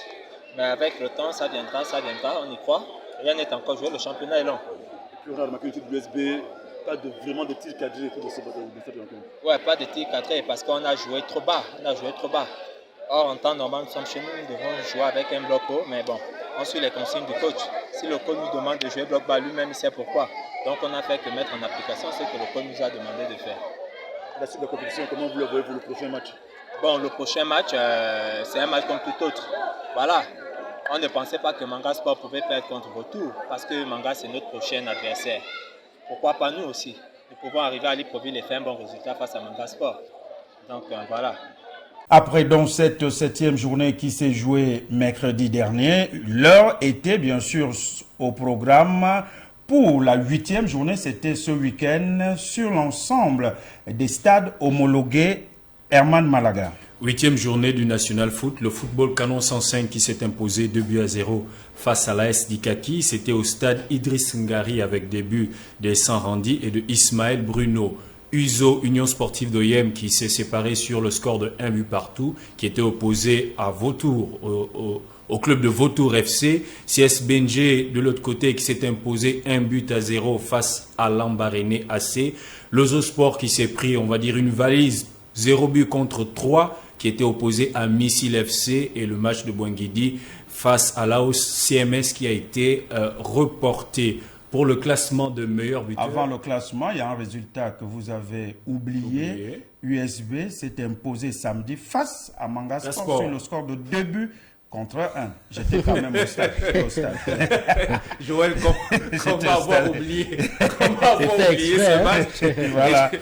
Je comprends pourquoi vous intéressez à ce résultat. C'était un grand match de football. C'était le derby. Pour ne pas dire le classico du championnat gabonais. De Bitam qui s'est imposé 2 buts contre 1. Très rapidement donc. Manga Sport. Alors, le classement de meilleurs buteurs, nous avons Mebale José avec 5 buts. Nous avons Bekale Obamvan, 5 buts également. Et nous avons Don Bitege Cruz avec 3 buts. Il faut dire qu'au niveau du classement, les 3 équipes de tête de tableau, nous avons le CS Benje qui caracole en tête avec 17 points, suivi du Stade Mandji 13 points, CF Mounana 13 points en bas du tableau. Nous avons à la 12e place Missile FC avec 6 points, Bouanguidi 13e avec 4 points et Lambaréné AC avec 4 points qui ferment la marche. 14e. En ce qui concerne cette 8e journée, on retourne au stade Aquacam d'Oyem où Uzo affrontait donc Vautour Club. Vous avez donné les résultats 1 but partout. Au terme de cette rencontre, notre correspondant à Oyem, Curtis, a rencontré les 2 entraîneurs qui réagissent dans ce reportage. Mais vous savez déjà que le voyage a été très difficile pour nous. Nous quittons Libreville, je pense, avant-hier dans les 15 heures et nous arrivons à Bitam pratiquement dans les 2 heures du matin. Et puis, on nous demande hier de revenir ici pour la reconnaissance du stade. Heureusement que j'ai trouvé les moyens sur place. Bon, écoutez, il nous a manqué un peu d'énergie. Un peu d'énergie, bon, ce qui fait que nous n'avons pas eu notre philosophie qu'il faut lorsque nous l'avions. Sinon, les gars, maintenant, en première mi-temps, nous avons eu quelque chose de bien malgré la passivité, malgré le manque de réalisme. Aujourd'hui, la deuxième mi-temps, on est arrivé en deuxième mi-temps avec un peu plus de difficultés, mais nous allons essayer de corriger ça. Comment trouvez-vous la fin de compétition? Tout le monde va au combat avec les moyens qu'il faut. Nous avons à cœur, n'est-ce pas, de revoir notre position, sinon de rebondir. La suite de la compétition, je pense qu'elle va être très rapide. C'est encore contraignant. Quand on vient de perdre à Mouila, on arrive ici pour faire le score à domicile. C'est vrai que c'est mieux de prendre un point que de perdre. On a dû réajuster et revenir d'un 4-2-3 à un 4-4-2. On se rend compte que le deuxième système nous a beaucoup apporté, même si on a eu des étrangers qui sont arrivés mais qui nous ont apporté. C'est vrai que physiquement ils ne sont pas encore au top, mais c'est une satisfaction, la réaction en deuxième mi-temps. Sauf que je suis un fervent insatisfait par rapport au contenu que je demande de faire. On n'a véritablement pas encore réalisé ce que je souhaite qu'on fasse. C'est-à-dire qu'au niveau de la vitesse de transmission, ils appellent, parce que continue à reculer quand il s'agit d'aller récupérer le ballon. Donc, de ce fait, il y a encore beaucoup de travail à faire, beaucoup de travail à faire. Donc, on va récapituler cette affaire avec les collaborateurs pour rechercher à travailler. Donc, la suite nous donne des lendemains meilleurs. Après donc les réactions des deux techniciens, des matchs qui ont opposé Uzo à Vautour, on rappelle qu'avant bien sûr cette rencontre, il y a eu cette petite cérémonie pour la réouverture du stade d'Akwakam, cérémonie présidée par le gouverneur de province. À ses côtés, il y avait un digne fils de la province, un ministre de la République, Guy Patrick, qui était là également. Bien sûr, tout le quota, on va le dire, comme Curtis nous l'a si bien spécifié, tout le quota politico-administratif, religieux et militaire de la province du Wellington qui a assisté donc, et les images défilent et qui ont assisté à cette réouverture donc du stade d'Akwakam après 2 ans de travaux. Il faut dire que ces travaux ont quand même coûté la bagarre plus des dizaines de millions de nos francs pour rénover tout cela. Et il faut le dire qu'il fallait que les fils de la province mettent quand même la main à la poche pour que ce travaux puisse très bien se dérouler. Et les images sont là. Le peuple yémois est donc satisfait, content, puisqu'ils sont venus nombreux assister donc à ce match, puisque ce stade a abrité le week-end qui s'achève 2 rencontres. La première de première division, c'était Uzo face donc à Vautour. Et la deuxième rencontre, c'était bien sûr dans le cadre du National Foot 2, où OYMAC a été passé à la moulette par, bien sûr, Missimba FC, 4 buts contre 2. Il faut dire que c'est un stade qui a soufflé beaucoup de foi et bien sûr d'amertume. Et bien sûr, avant qu'on ne se sépare, avant qu'on ne ferme cette ouverture, puisque mes 2 coprésentateurs sont stoïques, parce que les images en disent long, je vous invite tout simplement à suivre Max Bongo, qui est donc l'entrepreneur, qui nous parle de la qualité aujourd'hui de la pelouse du stade d'Akwakam. La deuxième étape qui nécessitait de refaire l'océanie de la pelouse. Alors là, nous avons mélangé la pelouse, un gazon passe-palome avec l'ocimandron. Et ça allait un peu très vite. Et là, nous sommes à la dernière étape qui nécessite désormais l'entretien. Parce que la plupart de nos heures de jeu ici se dégradent par manque d'entretien. Et ici à OYM, j'ai pu former un jeune de Wellington qui peut désormais répondre aux exigences de sa commune. Voilà, donc je tiens à remercier quelqu'un qui a vraiment, qui nous a soutenu, M. Billon qui était là, M. Albert et M. le directeur du sport et tous ces bons monde qui étaient toujours là à me soutenir, me dire petit vas-y. Et sans oublier M. le ministre. Monsieur le ministre Guy Patrick Obiandong, qui a vraiment fait confiance à cette petite entreprise gabonaise qui fait désormais dans ces domaines-là. Merci, monsieur le ministre. Un travail à saluer, parce qu'il faut le dire que l'entreprise qui s'est occupée donc de la rénovation du stade Akwakam appartient bien sûr à un compatriote et un ancien footballeur international gabonais. Herman et Jeremy, à tour de rôle, vos réactions par rapport à ce travail qui a été effectué à OYM? C'est une bonne nouvelle pour les populations de ce côté-là, parce que nous croyons que ce stade a souvent accueilli les derbies entre USO et USB. Cela va permettre à ces populations de revivre dans ce stade ces belles rencontres. Et également, nous tenons à saluer le fait que l'entreprise adjudicataire qui a été choisie et qui a mené un très bon travail est celle d'un compatriote et d'un ancien international, vous l'avez cité, Jean-Daniel Donzé, je crois, qui s'est également spécialisé dans l'entretien des pelouses. C'est l'une des choses qu'il fait, donc c'est une bonne nouvelle. Les fils de la localité se sont réunis autour du ministre. On va dire, le docteur Guy Patrick Obiandong parle de quasiment 16 millions, sinon un peu plus, qui ont été dépensés pour que ce stade soit rénové. Ce sont des initiatives à saluer. Nous souhaitons que cela va continuer et que les autres stades que nous ne voulons pas citer, qui ont fait vibrer le Gabon, soient également réhabilités. Comme le stade Ngong, qui est complètement abandonné, même si c'est le ministère de la Jeunesse et des Sports qui doit véritablement trouver des solutions face à cette situation.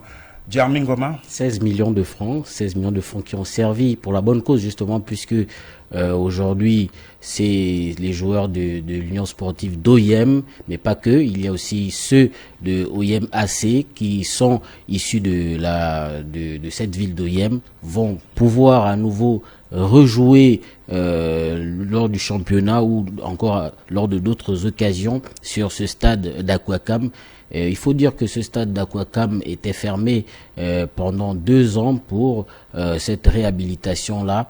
Voilà, aujourd'hui, on peut être satisfait du travail qui a été fait par notre compatriote ancien international gabonais, par l'entremise de son entreprise qui a permis justement à la réalisation ou à l'aboutissement même de ce chef-d'œuvre aujourd'hui. Donc forcément, c'est une satisfaction, c'est quelque chose à saluer aujourd'hui, et ça permettra justement aux joueurs de pouvoir pratiquer, de pouvoir recevoir leurs différents adversaires lors du National Foot 1, mais également du National Foot 2. On espère véritablement que cette pelouse sera respectée, connaissant la ville d'OIM et connaissant l'ambiance, surtout en période estivale, les vacances avec les danses et l'aune.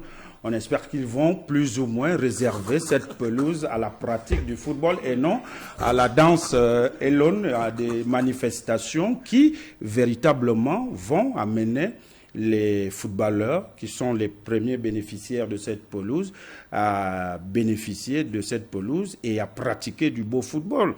Ça ne va que de soi. Je pense qu'il faut quand même le leur dire. Parfois, vous savez, nos hommes politiques n'en font parfois qu'à leur tête. Quand c'est un stade de foot, on le laisse pour le foot. Si c'est un stade pour danser les lawns, on danse les lawns. Alors il faut ou bien pour d'autres manifestations, il faut organiser, il faut créer des espaces pour permettre à la jeunesse d'OIM de bien s'épanouir. Parce que organiser des soirées dansantes au stade Aquacam, ça amène cette jeunesse à vandaliser les infrastructures. Et après, ça sera l'éternel recommencement. Mais on salue quand même le travail qui a été fait du côté d'OIM. Et nous saluons donc le ministre Guy Patrick Obiandon pour sa... C'est parce qu'il a été prompt, sa promptitude, sa générosité qui a amené donc, bien sûr, OIM à renouer avec son stade mythique. Et on l'espère pour bien longtemps, même si on parlait entre griffes également du stade Engon, qui, lui, est aussi un dossier qui regarde les autorités du pays, mais il faut le dire, OIM a son stade omnisport, et il faut que ce stade omnisport redevienne opérationnel pour permettre au public, non seulement d'OIM, mais au public du Wellington en général, de revivre les grands rendez-vous du football, les grandes rencontres qui attendent, pourquoi pas les Panthères du Gabon, puisqu'on doit jouer pour les éliminatoires de la Coupe d'Afrique des Nations Côte d'Ivoire 2000, et même si on apprend que ce match risque d'être délocalisé parce que tous les stades du Gabon, pour l'instant, ne sont plus homologués par la Confédération africaine de football. C'est un sujet quand même dont on devrait parler longtemps, même si ça ne fait pas l'objet du conducteur de notre émission aujourd'hui. Mais je pense que c'est des réflexions comme ça qui doivent nous interpeller davantage. On ne peut pas jouer un match, on va dire, CAF sur nos aires de jeu, sur nos installations. C'est quand même un peu dommage. Il faudrait qu'on en réfléchisse. Et je pense qu'on doit faire un débat sur cette situation-là. On va interpeller tout le monde et ceux qui pourront arriver pour nous donner un peu plus d'explications sur ce fait-là seront là justement pour débattre. Surtout lorsqu'on peut imaginer ce que ça va coûter au Gabon de pouvoir aller jouer encore un tel match à l'extérieur. En terrain neutre. On espère que les autorités du département concerné, les sports, ont compris. C'est d'ailleurs l'occasion ici de lancer aussi une invitation pour que vous puissiez vous préparer à répondre, bien sûr, à nos questions. Et pour sortir donc en ce qui concerne le football, le week-end prochain, on jouera pour la 9e journée. Le programme? Samedi 18 et dimanche 19, nous aurons à l'affiche ce match entre deux équipes de haut de tableau. Nous aurons Benjé qui va jouer contre le CF Mounana. Il y aura des très belles rencontres encore. Nous serons là pour vous donner toutes les informations par rapport à cette 9e journée du National Foot. Et bien sûr, au stade Jean Koumou de Lambaréné, Lambaréné Athletic Club sera opposé à l'AS Mangasport au stade Gaston Péril de Bitam. Toujours le samedi 18 février 2023, USB local recevra l'Ozosport. Au stade Pierre-Claver d'Ivungui, c'est à Port-Gentil. Stade Mandji sera opposé à l'association Omnisport Centre Mbéry Sportif. Dimanche 19 février 2023, au stade Augustin Monédan de Siban, Vautour Club sera opposé au Football Club Canon 105. Pendant ce temps, au stade de l'INJS, Missile FC sera opposé à la formation du Zoo. Le match reporté, c'est bien sûr le match qui devrait opposer l'AS Dikaki à Bouengidi Sport. Voilà donc en ce qui concerne le sport local à l'international. À partir de demain mardi, vous avez bien sûr droit au retour de la Ligue des Champions, les 8e de finale aller. Mardi 14 février 2023, je vous donne les affiches. Paris Saint-Germain, Bayern de Munich, AC Milan, Tottenham Hotspur. Mercredi 15 février 2023, le club Bruges sera opposé à Benfica de Lisbonne et Dortmund sera opposé à Chelsea.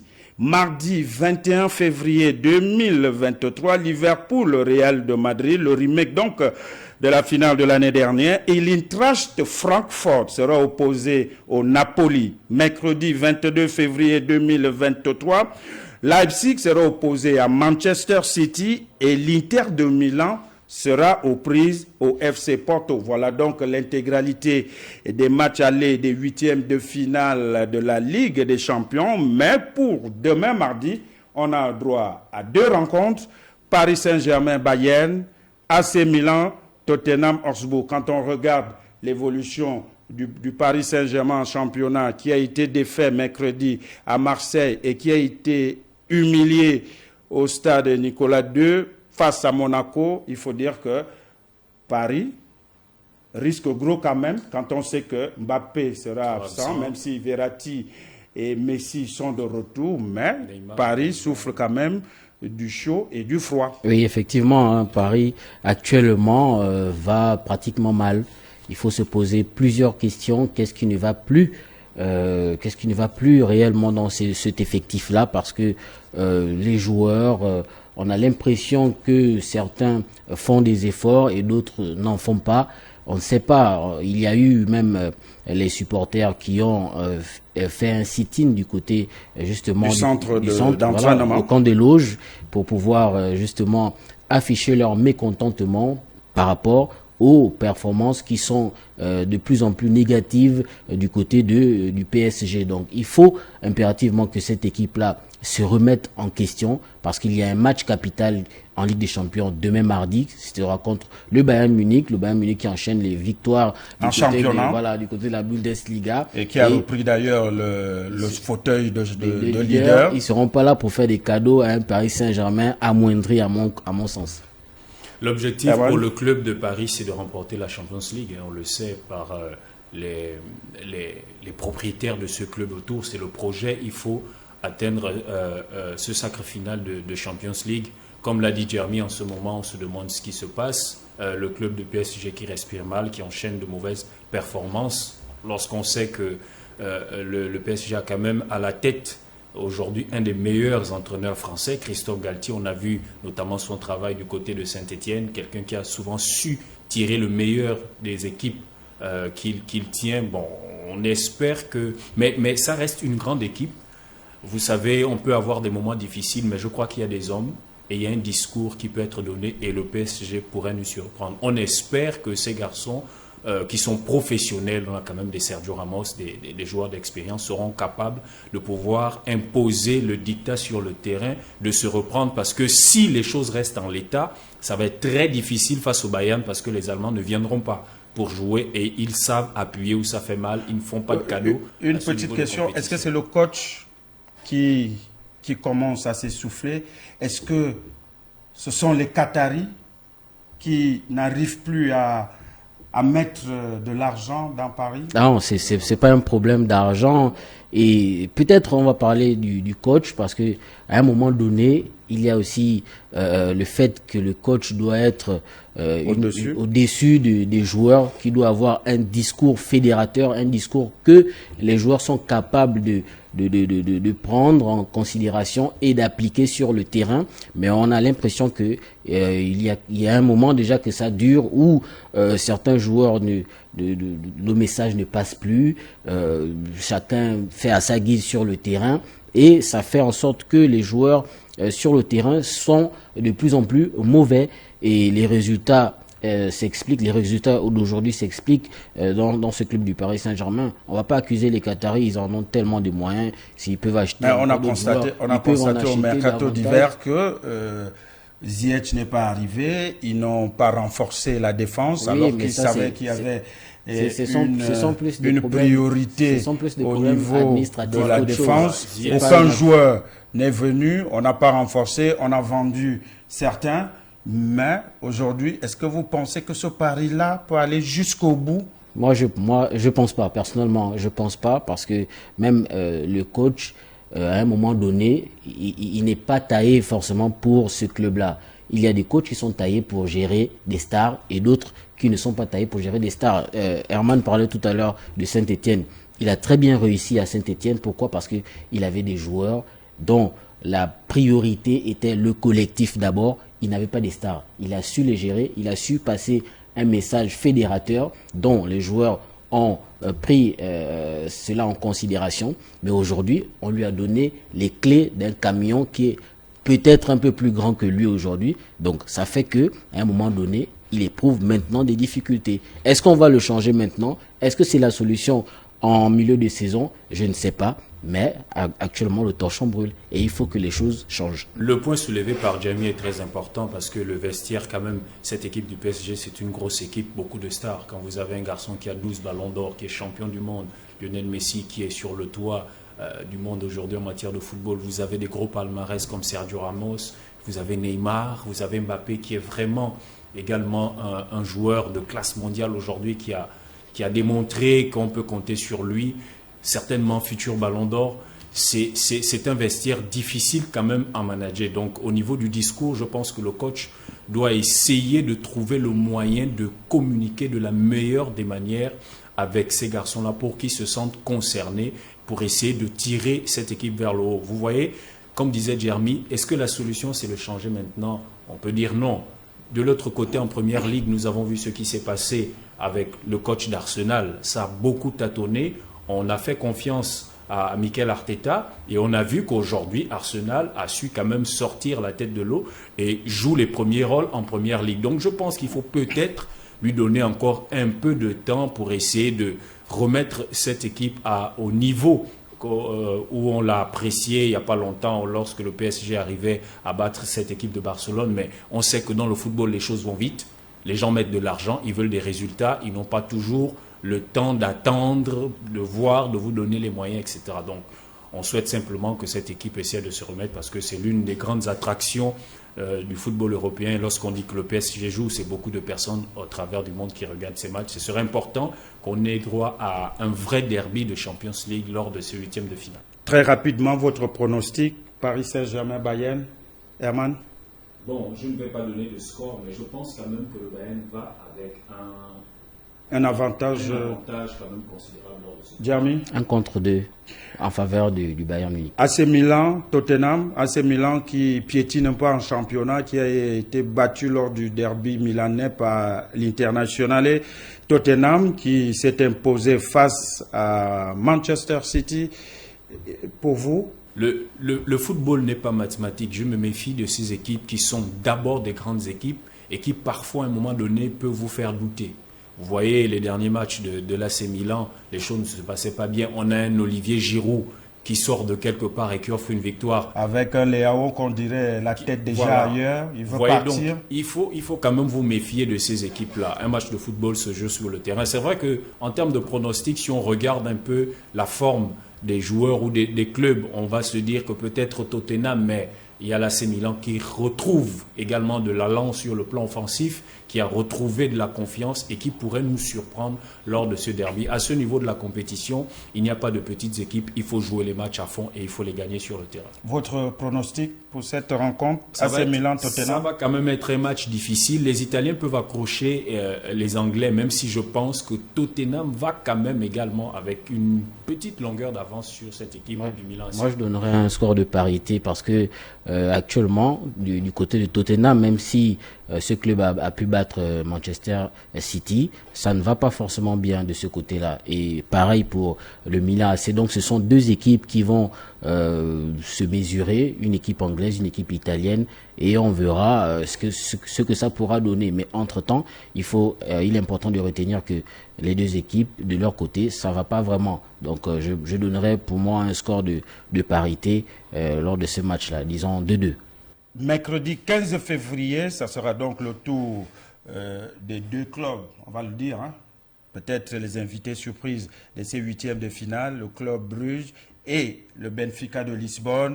Et en deuxième heure, Dortmund-Chelsea. Première rencontre, Bruges-Benfica de Lisbonne. Votre pronostic? Des matchs un peu difficiles, hein. Ce sont des matchs un peu difficiles où vous avez des équipes qui sont quasiment du même niveau et qui arrivent souvent à se tenir pendant les rencontres. Mais on sait qu'à ce niveau, les matchs se jouent à des détails.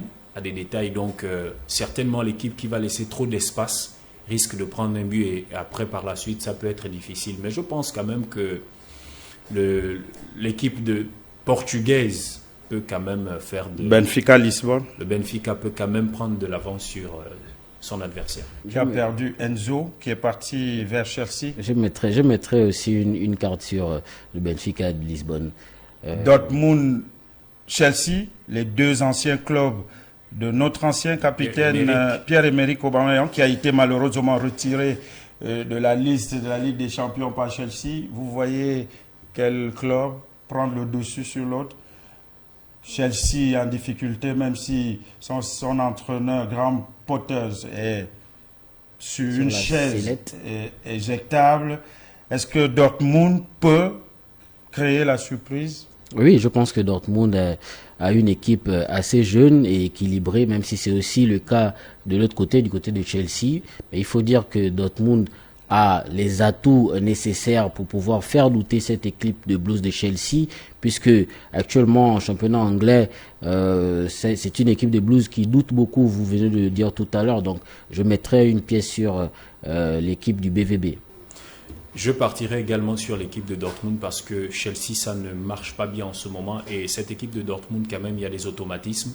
On arrive quand même à trouver une équipe qui joue ensemble, etc. Je pense que c'est cet avantage-là qui peut aider cette équipe de Dortmund à pouvoir prendre le dessus sur cette équipe de Chelsea qui doute un peu. On a des individualités qui sont capables de faire des choses, mais le football reste un sport collectif. Il faut être capable de mettre un système en place, des hommes capables de l'animer. Or, qu'on sent que vraiment Potter a du mal à imprimer sa marque. Et je pense que Dortmund pourrait jouer sur cela et prendre l'avantage lors de ce match.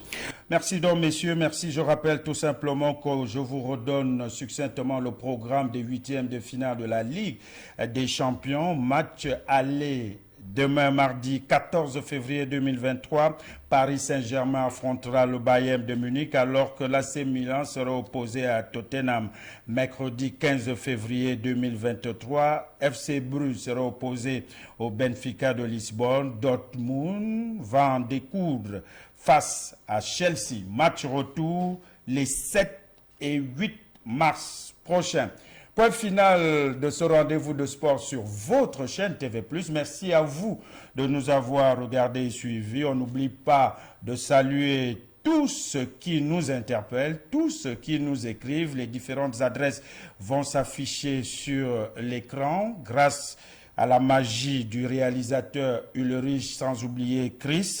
Occasion pour nous également de saluer Kofi et Yaya à la main courante pour nous, qui nous ont facilité donc la réalisation de ce programme. Merci.